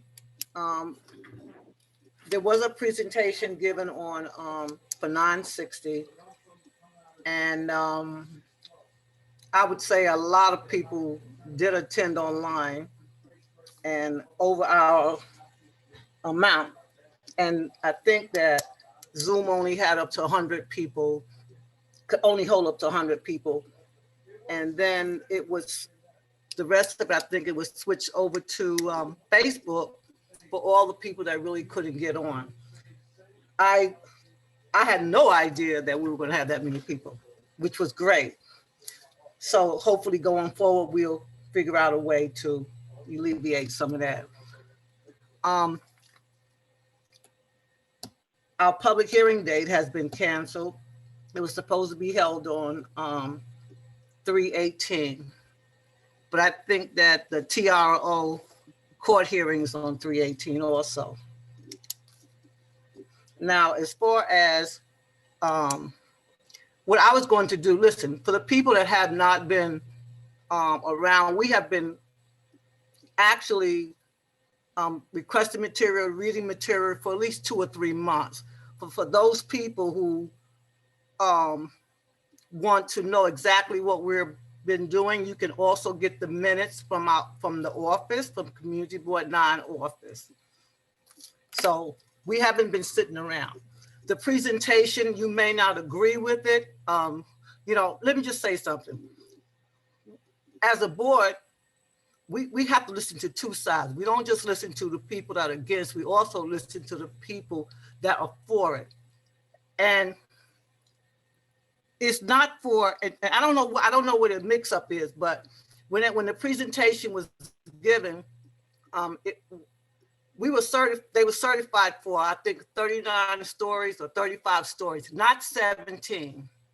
17 is what they said to us that would be, if they couldn't get the 39 stories, they were going to put in for 17. Now, we all heard that. And then they also said if they couldn't get to 17, then they were just going to do condominiums or something that was very expensive. But what we will be voting on, is my understanding, is what they were certified on under, which was the 39 buildings, not 17, not whatever else they were talking about. So now it's also my understanding that there was an executive order by the mayor that was signed off today. I don't know what day, let me not lie and say what day, but anyway, it was signed off recently, that the public hearing can be held on the virtual website. So hopefully we'll plan a little better when we do move forward in terms of, you know, our public hearing. And all I want to say is it's really going to be tight, because what we were trying to do, our committee, we were trying to get all of this in before the holidays came into play. So now we're going to have holidays, Easter holidays, all kind of holidays. So I guess we'll have to see when we can actually, if the TR is lifted, we got to plan for this. So hopefully we'll be able to do that. And I know we can't discuss it now, so that's about it. Yes. Okay, thank you, Pat. Are there any questions for the ULURP chair? I see Ms. Bryant. I see Ms. Pinkerton. I see Ms. Boyd. Who's first? Hold on one second. All right, and we're going to close on Ms. Boyd. All right, so Ms. Bryant, go ahead. You have the floor. Pat, thank you so much for the hearing the other day. My question is. Well, let me just say something. I want to just correct that. We had no hearing. It's very important that you don't say hearing, because we didn't have one. Because a hearing It was a presentation by the developer. Yeah. Yes. Yeah, that's a meeting. It's not a hearing. So let's not confuse the two. And I'm not trying to be rude. I'm just saying it's really important that we don't do that. I appreciate it, because words are important. We're on the same page. I misspoke. Okay. Go ahead. My question is, we requested documents from the developer that would explain how they're actually going to build the building. I think colloquially it's called the declaration page. Have you received it? And if you've received it, can you distribute it? And if not, have you heard any word of when you're going to be able to get it? Because I understand, I mean, word on the street is that Mr. Williams did not present it to us after we asked him for it. So can you give me any update on that? As far as I know, we have not got, I know Mia, if I'm not mistaken, Mia did request it, but there seems to be some holdup, and I'm not sure, I believe, correct me if I'm wrong, from city planning. That doesn't really, from my understanding, from what they're saying, is that doesn't really, we don't get that information because nothing is final. It's in a draft type situation, and they do not do that until it's finalized. Now, if I'm wrong, somebody can correct me. Okay, I just want to, That's my understanding. Okay, I didn't mean to speak over you. I just want you to understand that in other communities, let's say other communities, not us, other communities get the declaration page. Okay, so don't let, let's try to stand firm that we should not be treated differently. Okay, let's not. Okay, that's just my second comment. And then I have a question. Fred, I heard you say that Pat was going to be the last committee that was going to report, because I'm on the Parks Committee and we don't seem to have a chair. And I didn't report yet, though. Okay, but after you report that it was going to be the last one, and I see that the hour's getting late. So can you give me some updates so that the Parks Committee can know where we're at? Because we are, as other committees say, we're well attended and we've been doing business, and we have, we have things on the table that need to move forward. including things that pertain to other parks in the district. So I just wanted you to know that if you can't report on it, maybe I can give an update. Thank you very much. Thank you. No, I will, there was no Parks Committee meeting this month, but I will address it during my chairman's report. Okay. I don't know. Who's next? Amy? Yeah. Yes, Ms. Jenkinson. Yeah, hi, it's Amy. Pat, I appreciate that you made the distinction between a hearing and a meeting. And I think very much, I appreciate the fact that you said we need to hear all points of view. And I believe, unfortunately, the point of view that we heard during the single public-facing meeting the board has sponsored was from the development, from a principal, a self-identified principal of the development company. And that was like, I think on March 4th, I don't know, remember the date, but it was close to the beginning of the month. This gentleman has spoke, and he presented information to the public on the meeting that was disinformation, basically. It was information that was not in the official application that has been submitted to the city planning department and to the community board.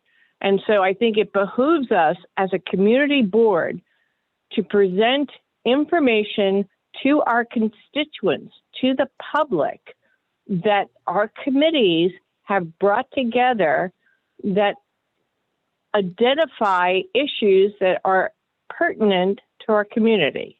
And that is a town hall meeting, not a hearing. It is something that we will present to the public prior to our vote. And I think that's essential. I think we have a window of opportunity. And I misspoke earlier. I said the first week of April, but I actually meant the second week of April, which is like basically the 5th through the 8th. And I think that if we have a town hall meeting, if we have a board meeting that is specific to this topic, that we could address community questions, concerns, we could present information that the committee of the board has gathered and thought through, this would be a great opportunity. And I would recommend that we put a motion on the floor, or somebody on the executive board put a motion on the floor that we have a meeting on our general board meeting on the 23rd, that we could vote on having a public town hall scheduled for the second week of April, so we can make sure that the public has the information they need on this topic. And I would put it to the executive board to do that. Thank you. Let me just say something. When we had our presentation, the community board members were all given the opportunity to submit their questions in writing. And we went over all of 17 out of 100 people, some odd people that showed up, only 17 questions came on board. We, as a committee, we did open it up as much as we could to the other people that wanted to join in. It's okay if you want to have a town hall meeting, but we have been discussing this, and you show up sometimes at our meetings and sometimes you don't. But my point is this: people will get the opportunity once again at the public hearing to present their testimonies. I'm assuming some questions. Now, it's not going to be 500 people, because that's not going to happen. But we'll have to figure out a way to do that.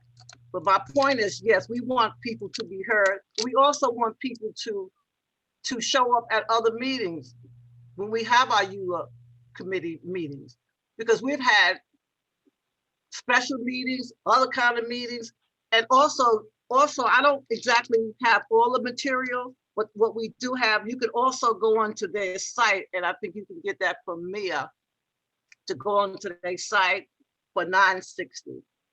and you could also read up on that information. Now, the stuff that we don't have is absolutely nothing I can do about it. We are trying, and I know Mia has put in whatever we've asked. If you will look at our minutes, you will see that certain things have been asked upon, and we just don't have it. There's nothing we can do about that. Anything else? We see Ms. Boyd, and we close on Ms. Boyd. Just I'm sorry, before Ms. Boyd goes, let me just say something. The clock, as far as I'm concerned, didn't stop. That means we only have 60 days. That clock is still ticking, and our time is up on April 11th. So I don't know how we as committee, we're gonna squeeze in even the public hearing, and then we gotta do the board. I'm not sure how that's gonna happen, because the clock did not stop. It's still ticking. Well, again, this case is being reviewed by the court, and the court will be making the determination whether or not the clock is still ticking. The fact that committees have been closed, the fact that we are even hearing now board members saying they can't have a discussion shows that, according to the TRO, and everybody's talking about the TRO, that means is that, as far as I can see from what I'm hearing, which is public, that this board is not doing anything about this project because of TRO. So, Pat, the clock is not ticking. No, it's not. Okay, listen, because it would be, I need to finish, Fred. It would need to be decided by a judge whether or not the clock has stopped or is still ticking, because the judge is now seeing this case. Secondly, just because an executive order has come down does not supersede the right of the court to continue to have a temporary restraining order. The temporary restraining order is still in effect. The court has to withdraw its temporary restraining order, and we will be filing a new lawsuit against that order. So there is no assuming that this rezoning process is going to continue, or that the clock is continuing to tick. But again, one hearing was created and done. The community, half the community could not attend, even though questions were supposed to be taken. Community members had to remove themselves from the meeting in order to let community board members on. So that was not a fair and just presentation where everyone could even get an opportunity to attend the meeting, let alone ask questions. People did not attend. People did not go to the Facebook page. There was no way to communicate via the Facebook page or questions. And it was told to the community that questions would be taken from the audience. So that, to me, is not a proper hearing in which people had an opportunity to not only view the information, but also to ask. And finally, to be clear, it wasn't a hearing though. Finally, we have been asking for the declaration page. It is the document that controls the application. They have to vote upon that application. There's no such thing as we don't give it to you until it's the end. You are supposed to be able to see everything, because everything that is being presented, you're supposed to be able to look at, analyze, and decide whether or not this is an appropriate application. All we've been trying to do is not necessarily make a final determination of whether or not the project is okay or not. What we've been trying to do is just figure out what the project is. We have asked over and over and over and over again. I've asked for documentation that the staff has actually requested this information. And now I'm being told that I won't get that evidence until April 12th. I don't understand that. If you've been asking for these documents for the last year, why would it take you all the way to April 12th to give us proof that you've been asking? Because you haven't gotten anything. Everyone has said, April 12th. I didn't tell you anything about April 12th. I'm talking about Fred. Fred and Ms. Hilton sent me a response that April 12th was when we're going to get the Ms. proof Boyd, that they've been do you asking. have a question? You know, I've already said that I will address most of these issues. Do you Okay, actually have a so question for the ULA chair? the question Thank is, you. Okay, but let me question finish mine. is will the EULA committee, because they canceled the last EULA committee, so we couldn't have any discussion, are you planning on having another EULA committee to make up for the last one that was canceled so we can have a discussion about 960? So we could talk about the information that we may or may not have and the information that we might know about this project, because at no time in any of the meetings, and I've been to every meeting, has the EULA committee presented any information on this project. Not one meeting has talked about this is the information of this project, this is the parameters, these are nothing. Everybody is waiting for the certified application, and then when the certified application got here, then it was dependent upon the developer to tell us information, and now we're just waiting for the hearing, which is just going to be 3 minutes with people just speaking and nobody even knowing about the project. So will this EULA committee be presenting information to the community now, not when we go back into certification? Will you be redoing that meeting that you canceled, that was canceled by Fred? Will you be doing that? And then allowing the community to attend to receive information about the project? Let me just say something. Don't say you didn't get any information, because you go back to the minutes and it's stated, we have gotten information, and I know we got about 40 pages of whatever was supposed to be happening with 960, and then we got some more information and they gave us the website. Now, certain materials that we haven't gotten, there's nothing I could do about that. You know, if you can get them, fine. Say that they haven't gotten any information, that's absolutely not true. I'm not talking about documents. Okay, all right. I'm talking about information. Question has been asked and answered. Thank you, Ms. No, Boyd. Ms. Boyd, Ms. Boyd. I Your have the right question to has been explain, asked but and she's answered. talking. No, she's No, misunderstanding. you've asked your question. She's You've asked your misunderstanding. question, it's been answered. No. She's Ms. Boyd. misunderstanding Thank you, Ms. Boyd. We are moving the agenda. Thank you. She's misunderstanding me. Come on, Ms. Boyd, Boyd. come on. Ms. Boyd. She's misunderstanding.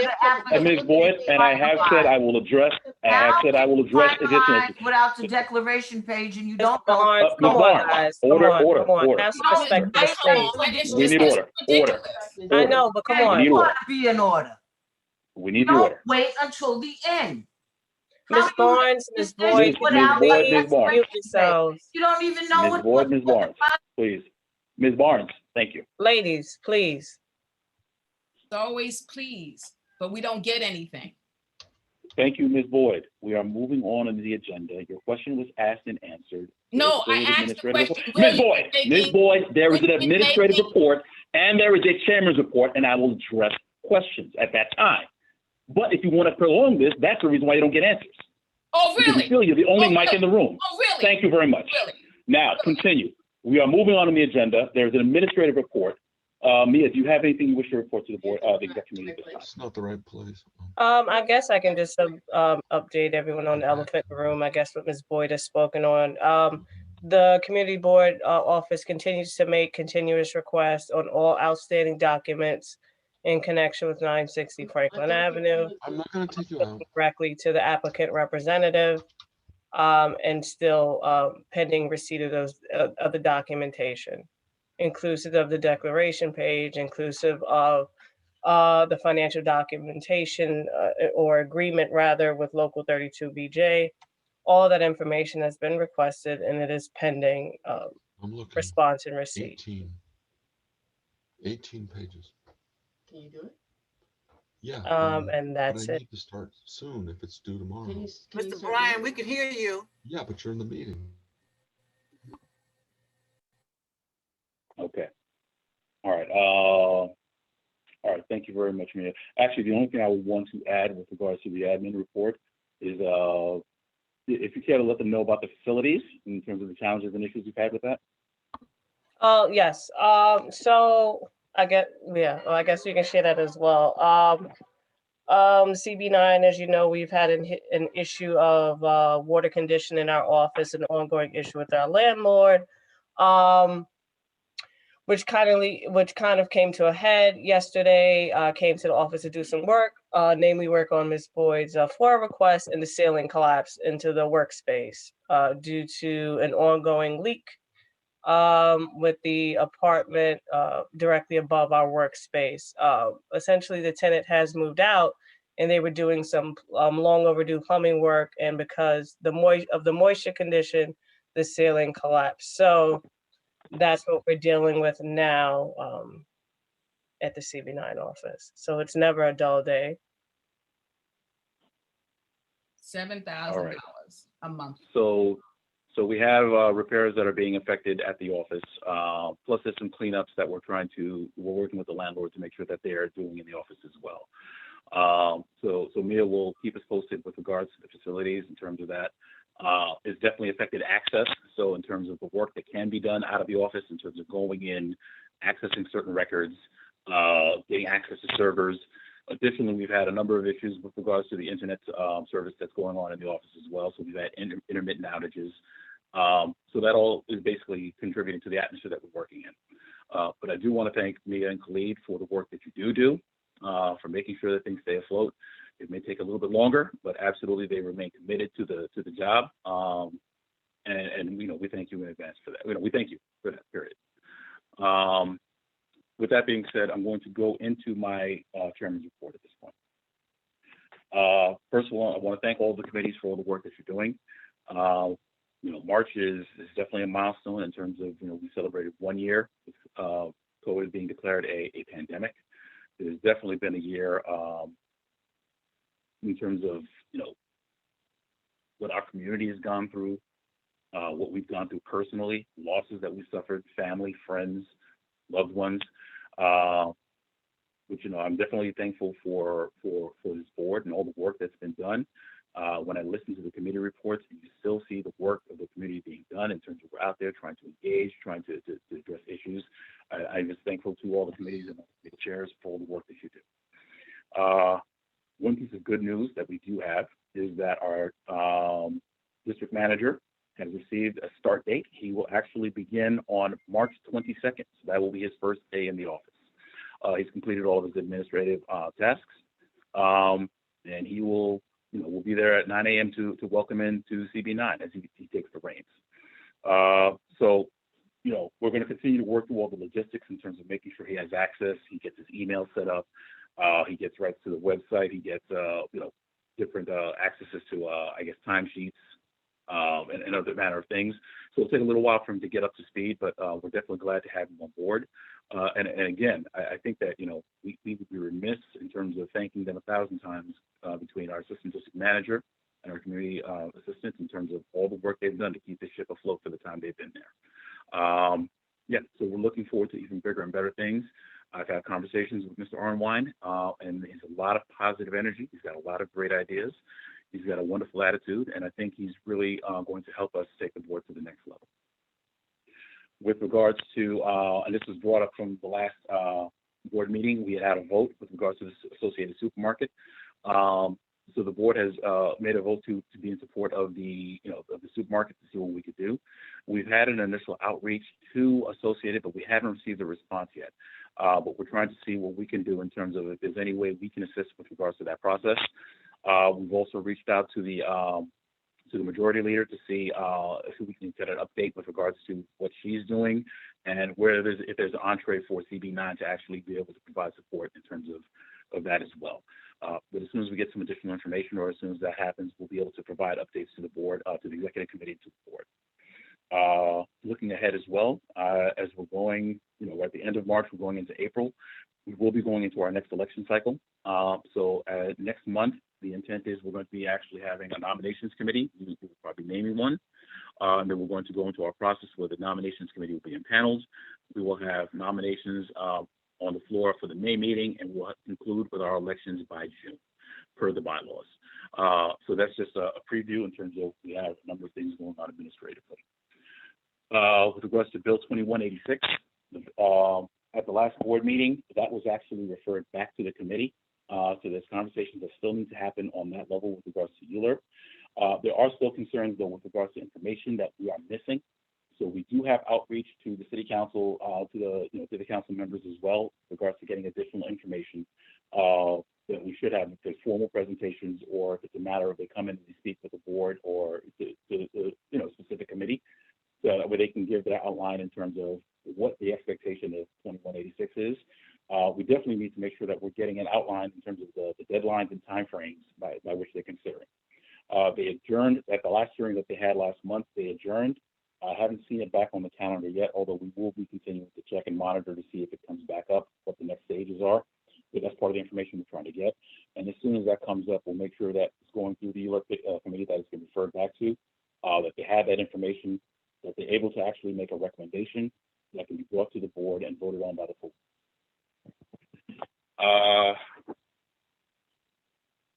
Let me discuss parks. So the Parks Committee, and I apologize in advance. Unfortunately, I had to cancel the Parks Committee only because I had a personal conflict. I came late and I was not able to extricate myself, so I wasn't able to chair the meeting. And unfortunately, because I was in transit, I wasn't able to contact anyone in terms of being able to oversee the meeting. So with that respect, it was canceled, not due to any considerations with regards to TRO or to the ULURP process, but simply because I had a conflict and I was not able to attend. The intent is absolutely for the Parks Committee to reconvene in April, and they will be able to resume their agenda and they'll be able to have their conversation. The other development, which I'm happy to announce with respect to Parks, Recreation and Culture Committee, is that I have asked Mr. Nicholas Almanor, who's currently serving as the vice chair, to serve as the chair for the rest of this year, and he has accepted.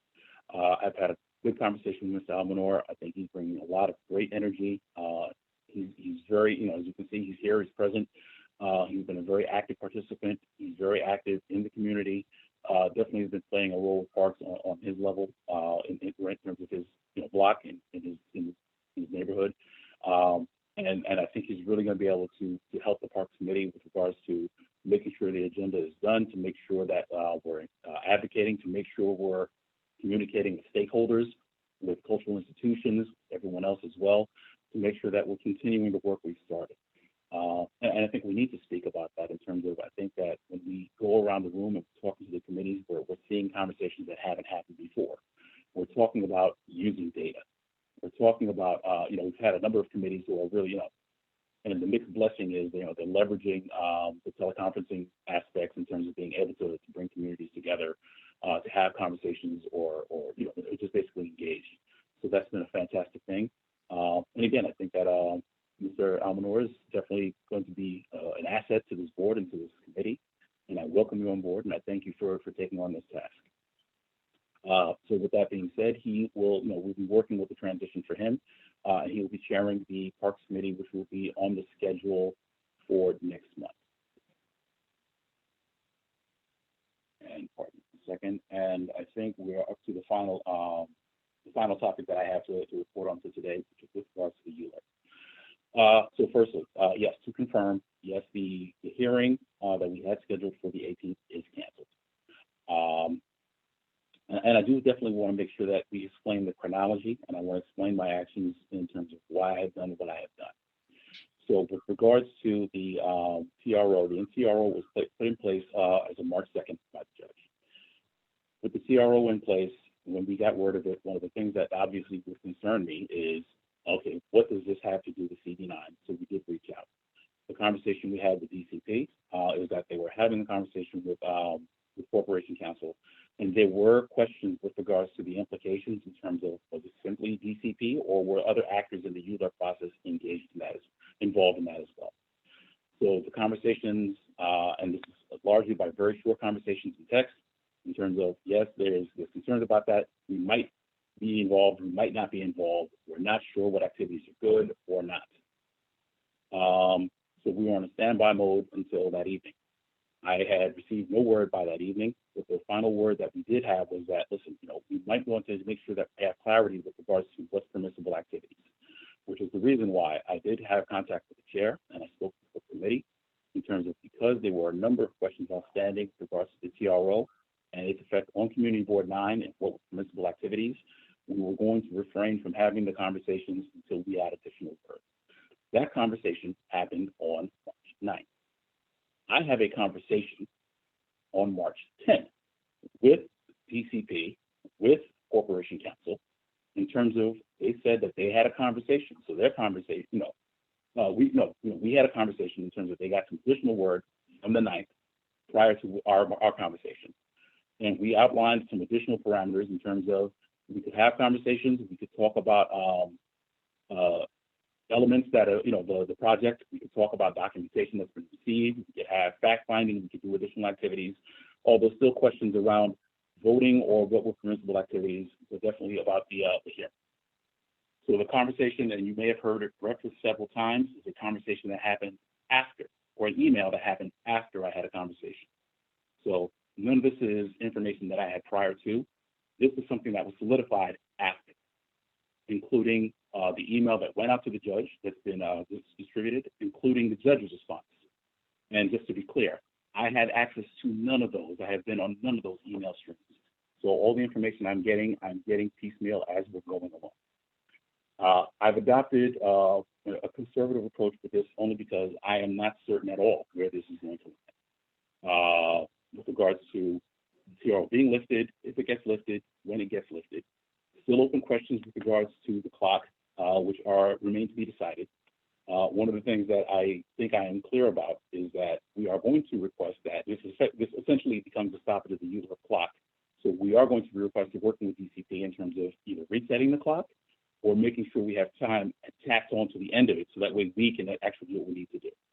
I think it's unfair to the hard work that the committees have been doing between ULURP, between environmental protection, between housing, between parks, to make them all of a sudden have to rush if they decide that they come to a decision on April 10th and our clock is supposed to expire on April 11th. That is definitely the commitment that we have, is that we're going to advocate for this community in terms of once that is decided, we need to make sure that we have a proper amount of time to make sure we can do the activities that we would like to do. With regards to forums and all this other stuff that's being mentioned, there's not necessarily a reluctance to do it. I think that it's premature for us to commit to some of these paths, for one. But more importantly, I've really been working, I've deferred to the chairs, to the committees, in terms of they have dictated and defined the activities that they are doing. ULURP has been playing the lead on this in terms of they planned many of the initial activities. I expect that that will continue in terms of once we have clarity around what activities are permissible, if the TRO is lifted, if we can have votes, that we will regroup with ULURP and they will help reset the time frame, and they'll be working again in concert with the other committees as well to figure out what activities we reasonably can undertake in terms of making sure that there is an appropriate opportunity for the community to weigh in and provide testimony. Working with the district office as well in terms of, and I think we'll be some of the first to admit, we were definitely, we were definitely amazed at the turnout that happened for the presentation in a good way. They were definitely learning, some lessons learned with respect to that, and those are conversations that happened even after that in terms of we understood, we wanted to keep an eye in terms of venue, in terms of capacity, in terms of ground rules for the hearing, in terms of making sure that we're able to recognize people, to make sure people had an opportunity to submit testimony, and as well to some of the points that have been brought up with regards to people who don't necessarily have access, making sure there's phone access, making sure people are able to write, making sure people are able to email, and find various ways of actually submitting information as well. It's not always perfect, but you know what? We try to do the best we can. I think that, between the district office and this executive committee, we really work to try and make sure that we're as inclusive as possible and that we extend access as much as we can. So to that level, I guess the reason why I think it's premature to have a vote is we are looking. I think the hearing is happening in 2 days. I think it gives us an opportunity to have some additional information in terms of understanding what the parameters are going to be. And it still gives us the opportunity, perhaps, and perhaps this is a mixed blessing, where we do get those additional meetings that we would not have had but for the TRO being put in place. So there'll be opportunities again. I'll be engaging with the committees as soon as we have additional information and clarity, and we will continue this process with regards to engagement, and we will ultimately come to a resolution, and this board will vote one way or another. But that's where we are going towards with respect to that. That is all I have. I will entertain questions. Amy, I see you. Hold on. Are there any questions? Ms. Boyd, I see you. Any other questions? Okay, Amy, I see you. Ms. Boyd, we're gonna close on Ms. Boyd. Go ahead, Ms. Pinkerton. Hi, Fred and the board. I just want to say that I'm glad this is being recorded because Fred, I think you offered a non-answer to a lot of our questions that were presented in the earlier part of the meeting. But primarily, we owe the community an information session on this development. That's what we're asking. That's what people are asking. And you haven't addressed that. So I think there should be a vote on the floor on the general meeting that we have an information session presented to the community regarding committee findings, to interface with the community, to get their questions, to answer them, to just basically have a non-development representative point of view discussion on this. We should be out in front of this. And I don't understand the resistance to this board to having a public meeting to this issue. And I'm just saying, anybody on the board, anybody on the committee, we need to vote on having a discussion, a community meeting, a town hall, the second week of April to address this issue prior to any ULURP vote. And that's all I want to emphasize, because Fred, you danced around the issue and did not address it. Thank you.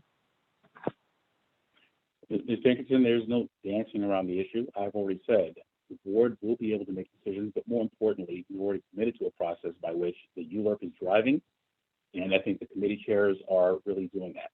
To say we've not talked about it is a service to the work of the chairs. This 960 has ended up on almost every agenda for like 3 or 4 committees for the last 2 or 3 months. Yeah, excuse me. For 3 or 4 agendas for the last 3 or 4 months. We are continuing to have activities. Information is being made public where we can. Actually, not where we can. Information is being made public. When we get it, we turn it over. The committees have, I've been working with the chairs. The chairs have been empowered in terms of if there are activities or things that they would like to do or see done. Absolutely, it's a matter of through the committees we're working to do those things. So that will be decided, or that can be discussed. I think once we have additional clarity, I will have that conversation with the chairs. It can absolutely be brought before the board, but I think that, again, I think we need to be very careful with respect to that in terms of, well, you know what, let me not even say that. I think that it's a matter of, as we're going forward, we're going to have additional information, and there may be a time or there may be a circumstance that absolutely is appropriate and we can do it. With that being said, I also say that, we should also be cognizant of the capabilities of the board. I found that extra meetings don't tend to work well with Community Board 9, so I think it's something that we consider. But those are conversations that can be had. And I think that especially, I think that's the clarification I have for this evening. We understand a little bit better what the parameters are. The committees will fully be able to discuss within those parameters, and we will make decisions as we go forward. Ms. Boyd. First of all, Fred, you said that the EULA is driving this. The EULA should not be driving this because of the temporary restraining order. So what are you talking about? You have a temporary restraining order against the EULA process. So it should not be the EULA that's driving this. It should be the community. The committee, the EULA committee. It should be, well, you said the EULA. You didn't say the EULA committee. But anyway, the EULA committee. Okay, well now, and the committee has not did any formal presentation of any information to the community. Every time we have a meeting, there's, oh, where's the information? Oh, I have it, but I haven't read it. Oh, I have it, but I haven't read it. So there's been no formal point of information given to the community. And when I say mean formal, I mean graphs, I mean, Q&As. I'm talking about exactly what this project is, what they plan on doing, what they plan on building, how many buildings. Nothing has been given to the community. The ULURP has not done that. They have done no forums. And as we can see, other committees do forums all the time. And all of a sudden now you're talking about, oh, we can't have another meeting, but here you have the youth committee doing forums, you have the education committee doing forums, you have the health committee doing forums, but there's not been one forum that's been done by the EULA committee, not one. And yet they're the ones who are driving this and driving it. Yes, 960 is always on the agenda, but nothing happens during that time. No information, no formal pieces of information are given to the community so the community can know what this project is about. And that's what's being asked. Now you're talking about clarification. I don't know what clarification you want. I thought the judge was very, very clear. The judge Sure, on the 10th, on the 10th, on right. the 10th. So you Look at need the date. an update every day. You need an update every day from the judge. I'm saying is I can't report anything that I don't know. So if the last conversation I have is on the 9th, I give the best information I have on the 9th. As of the 10th, that's a conversation that happened or an email that went out after we had that and the judge was notified. And then you had your conversation with the judge. But I just want to make sure that we're clear in terms of the chronology where there's no secret conversations or anything happening. We give the information as we get it as best we have. Well, let's just do chronology because I sat there on the 9th and I told you what the judge said on the 9th.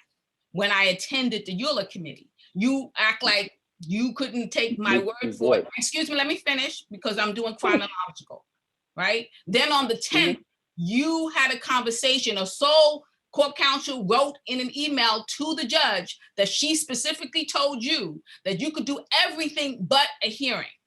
You could do everything but a vote, a EULA process vote. That was clear. It was clear to me, but it seems to be unclear. And when was that email? But you're avoiding the point. When was that email? Okay, but the point is the email is on the 10th. That was the 10th. That was the 10th. Now, and then on the 12th, you sent an email to the board telling them that you could not have any discussions about this. That was on the 12th. That was 2 days. That is inaccurate. That is inaccurate, Ms. Boyd. That is not accurate. Okay. Okay. You sent it around saying that you could not have any discussion, but the judge has clarity. She made it clear. She said there is no gag order. She said you could do whatever you want. You just cannot hold a hearing, a EULA process hearing, and you cannot take an official vote on the EULA process. So now you want further clarification in order for us to do what? You've been promising the Parks Committee hasn't done, okay, I'm not even going to talk about the different committees that have been sabotaged and nothing is happening from them. But listen. But so the question is again, what is your question? Will this committee, will this community board do an informational session, not the hearing, but an informational session to the community on this project, not a part of the EULA process, not a part of the EULA, not when it gets certified, but now that we have time before this application does get recertified again? And the answer is, we are going to have some additional information, and now I'm going to be having conversations with the chairs, and those conversations will be had with the chairs. That is the answer. So and what I'm not saying no. I'm not saying happening with the chairs. I'm a little confused. We'll figure out where we stand, if there's any change in terms of the environment, and we will figure out what's the best course in terms of activities for the committees. And that's how it's going to go. Well, shouldn't you be having that conversation at the executive board? Because remember, Fred, the open meetings law, there is still a hearing pending. So it's premature. There is no hearing pending. There's no hearing pending. There is a hearing pending for the TRO. Ms. Boyd, okay, listen, Ms. Boyd, okay. But I've given you the answer. That conversation will happen. So you're still saying that as we have additional information. I got your statement. I'll be taking that back to the judge. You believe that there's still a hearing pending. Okay, got it. That's it. It's okay, Fred. It's okay. Make sure you spell the name right when you misquote. I just want you to make sure. No, Fred. All right, Ms. Cox, you are recognized. Ms. Boyd, thank you. Ms. Cox, you have the floor. I know Ms. Pinkerton and Ms. Boyd were talking about the fact that we need to share information with the community. We as a ULURP committee need to share information amongst ourselves. We have not been able to have an effective meeting since we had the presentation from the developer with 3 options on the table. that many people are confused about in terms of how do we even vote for this, and what are we supposed to consider? What's on the application, the 17-story option as of right. So I think it's critical that the ULURP committee has a meeting as soon as possible so that we can at least talk amongst ourselves and share the information that we know. What information do we still need in order to make an effective decision? And what do we need to start preparing the community? We can't start preparing hearings for the community when we as a ULURP committee are not clear ourselves. And I think it's a point taken. I Answer that definitely because I thought appreciate. I answered that. It's not yeah, three I'm sorry, hold options on, on the floor. I don't know why Pat, you're saying that. Pat, I'm sorry. Yeah, but listen, just to answer to Ms. Cox's question, and I definitely appreciate the position you're in. And unfortunately, because of the timing, where it's like the hearing came and TRO fell right in place, and these conversations are happening. And unfortunately, because we weren't certain, and maybe I understand this might sound, very conservative, but I really want to understand what exactly is going on, which is complicated by the fact that we're not a party to the lawsuit, but we're impacted by it. So there's certain answers I get and certain answers I don't. So I have to weigh that in the balance. But absolutely, and I have every confidence that the ULURP chair is going to work with you as soon as possible. That is reasonable that information will be shared. But I think that, and I think that, I need to reiterate this. There is no information that has not been provided to the ULURP committee when we get it. So as we have information, we provide it to you. When the developer gave their link, we passed that on to the ULURP. So there's whatever information they have as well. The commitment has been made by the ULURP chair, by myself, and by the district office where we stay on these requests. Unfortunately, they're not as responsive as we would like them to be. We continue to push the issues, but hopefully we'll get those documents. But the other thing I'm prepared to say is, listen, if you don't prepare for an adverse finding on our part, because if you're hiding something, you don't want us to have it, then you know what? We'll act like you're hiding something, and that'll affect our decision as well. And we'll make sure that that's part of any recommendation we make. But with that being said, the only thing I'm asking is for a little patience as we still unwind through some of these things. I think we're going to have couple more answers at least, hopefully in the next couple of days. And I think that we'll be in a position where we can talk about what happens in the month of April. We have our board meeting that's going to happen on the 23rd. This hearing happens on the 18th. Gives us a couple of days in March, and I'm hopeful that, and I think we also, because of the holidays, it gives us another week in the beginning of April, that we can at least start figuring out where things are going to land and how we're going to proceed. Okay. And Pat, the reason that I'm saying that, I'm clear on what's in the formal application, but there were emails that were shared. There were people that had concerns and questions about what do we vote on, given the fact that this 17-story option was placed on the table. And at the last meeting, we were never able to talk about it. So there's still questions out there on how do we vote on this? What are we considering? So that's what I'm saying. We still need to have a meeting and come to a conclusion and make sure that everyone on the ULURP committee is clear and that the proper information is being sent out into the community as well. Okay. All right. Okay, so we're going to move on in the agenda. We are now going to go. Amy had her hand up. I know, but I just said we were closing on the Amy, I need to speak to that last point that Nicola had mentioned. Can I have a moment? Okay, you can have a moment. You're the last one, and we're moving on to the agenda. Go ahead. This is super important. It's not voting or deciding or discussing the 7-story issue.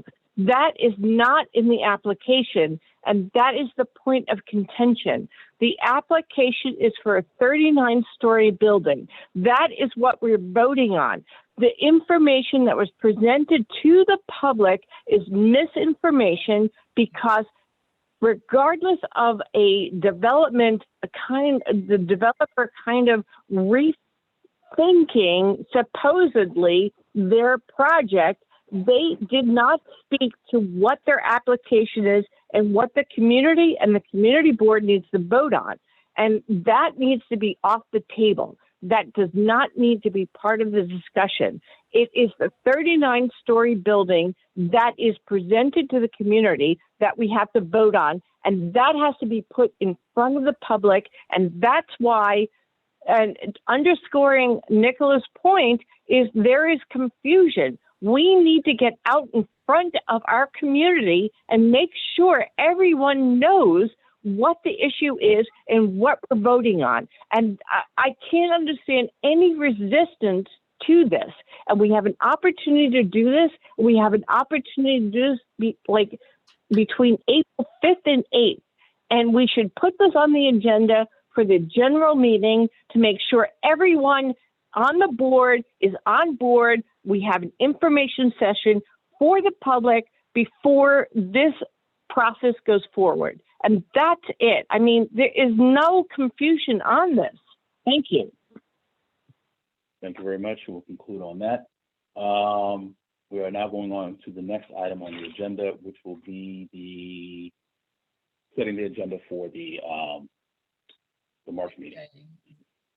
Okay, so we're going to have the public session.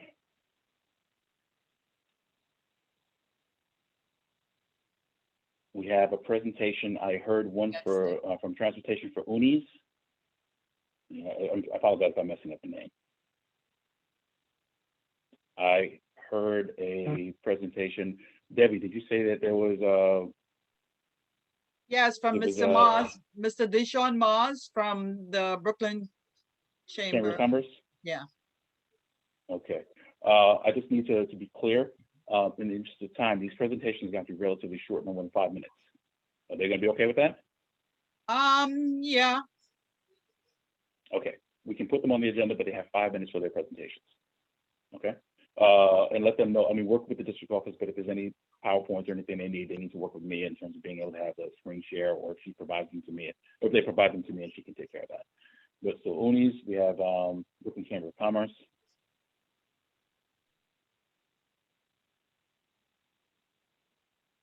We don't have a SLA licenses, so we don't have any SLA licenses for this month.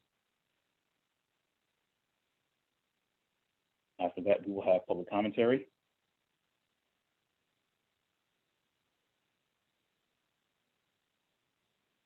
Then we will have acknowledgements.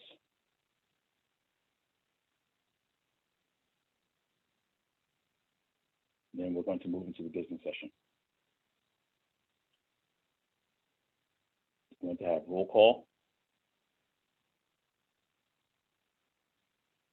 Approval of minutes.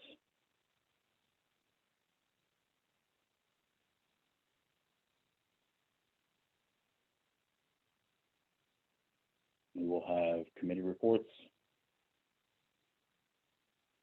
I would ask all the chairs, please make sure you submit written copies of your reports so that way we can make sure those are included for with the package on Friday.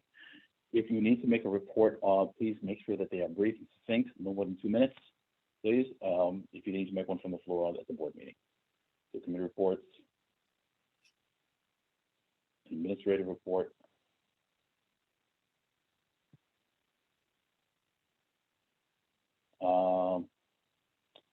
Debbie, Madam Treasurer, and I apologize. I know last month we didn't have you on the agenda for some reason, and I overlooked that. Did you want to present your report from last month this month?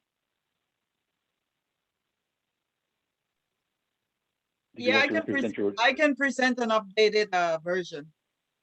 Oh, okay, very well then. All right, so Treasurer's report. I'll add you to the agenda, make sure there. And Chairman's report.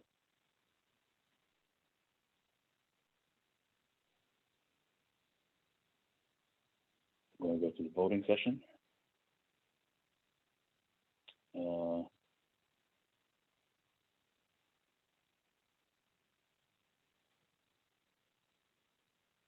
do old business.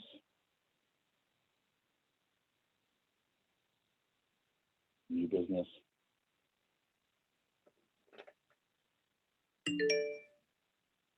And we will call for adjournment.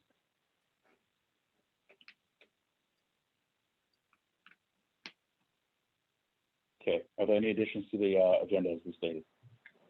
Fred, it's Amy. I just want to be clear. At what point in the agenda is the 960 Franklin going to be discussed? Particularly to have a vote, to have a town hall. You can introduce that as new business. I'm sorry? You can introduce it as new business if you wish. That's it? Nobody's going to discuss it? Okay, all right, so that's on the agenda. New business, 960 had to have a town hall discussion for 960. What I'm saying is that you can introduce it at that point. The floor will be open. You can introduce it as new business and. Well, when I introduce it at that point, is it a potential to be voted on and to have a Introduce discussion? it as no business as a motion, yes, absolutely. Okay, all right, thank you. Okay. Are there any other additions or changes that need to be made to the agenda?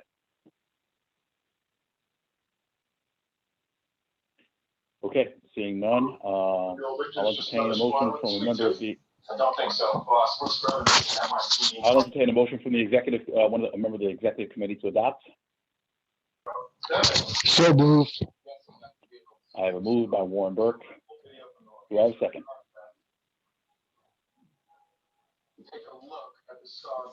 Second. Second by Debbie Timothy. Okay. All right. All right. All those in favor to adopt the agenda, please say aye. Aye. Aye. Aye. Aye. Aye. Any opposed? Okay, what do we know about him? He's been here for 32 years. He graduated from NYU and his nephew. Hearing none, the motion carries. The agenda is adopted. Just for record-keeping purposes, I heard ayes from Warren Burke. I heard from Debbie Timothy. I heard from myself. Vivian.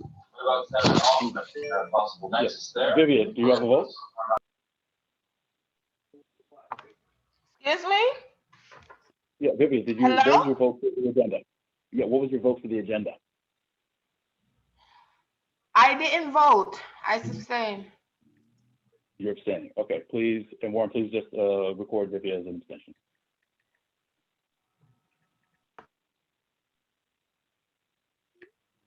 Okay, all right. All right, so the agenda for the meeting has been adopted. All right, is there any other business we need to discuss? I just want to say congratulations to Nicholas for being chosen as chair. We hope to work, I hope you are willing to work with the community on community issues that are important to us. Well, I'm always been a community person and I always encourage the community. This is not personal. I live in this community. I like to improve it as much as possible in all aspects. Okay, thank you very much, Ms. Allen. We're looking forward to working with you and a lot of great things coming out of Parks and Recreation and Culture. Thank you. Okay, so seeing no other business, I will entertain a motion to adjourn. Second. Okay, it's been moved and seconded. All those in favor say aye. Aye. Aye. Aye. We stand adjourned. Please record we close at 9:28 p.m. Everyone, thank you very much and look forward to seeing you all at the general board meeting on next 23rd. Thank you and good night. Good night, everyone. Thank you.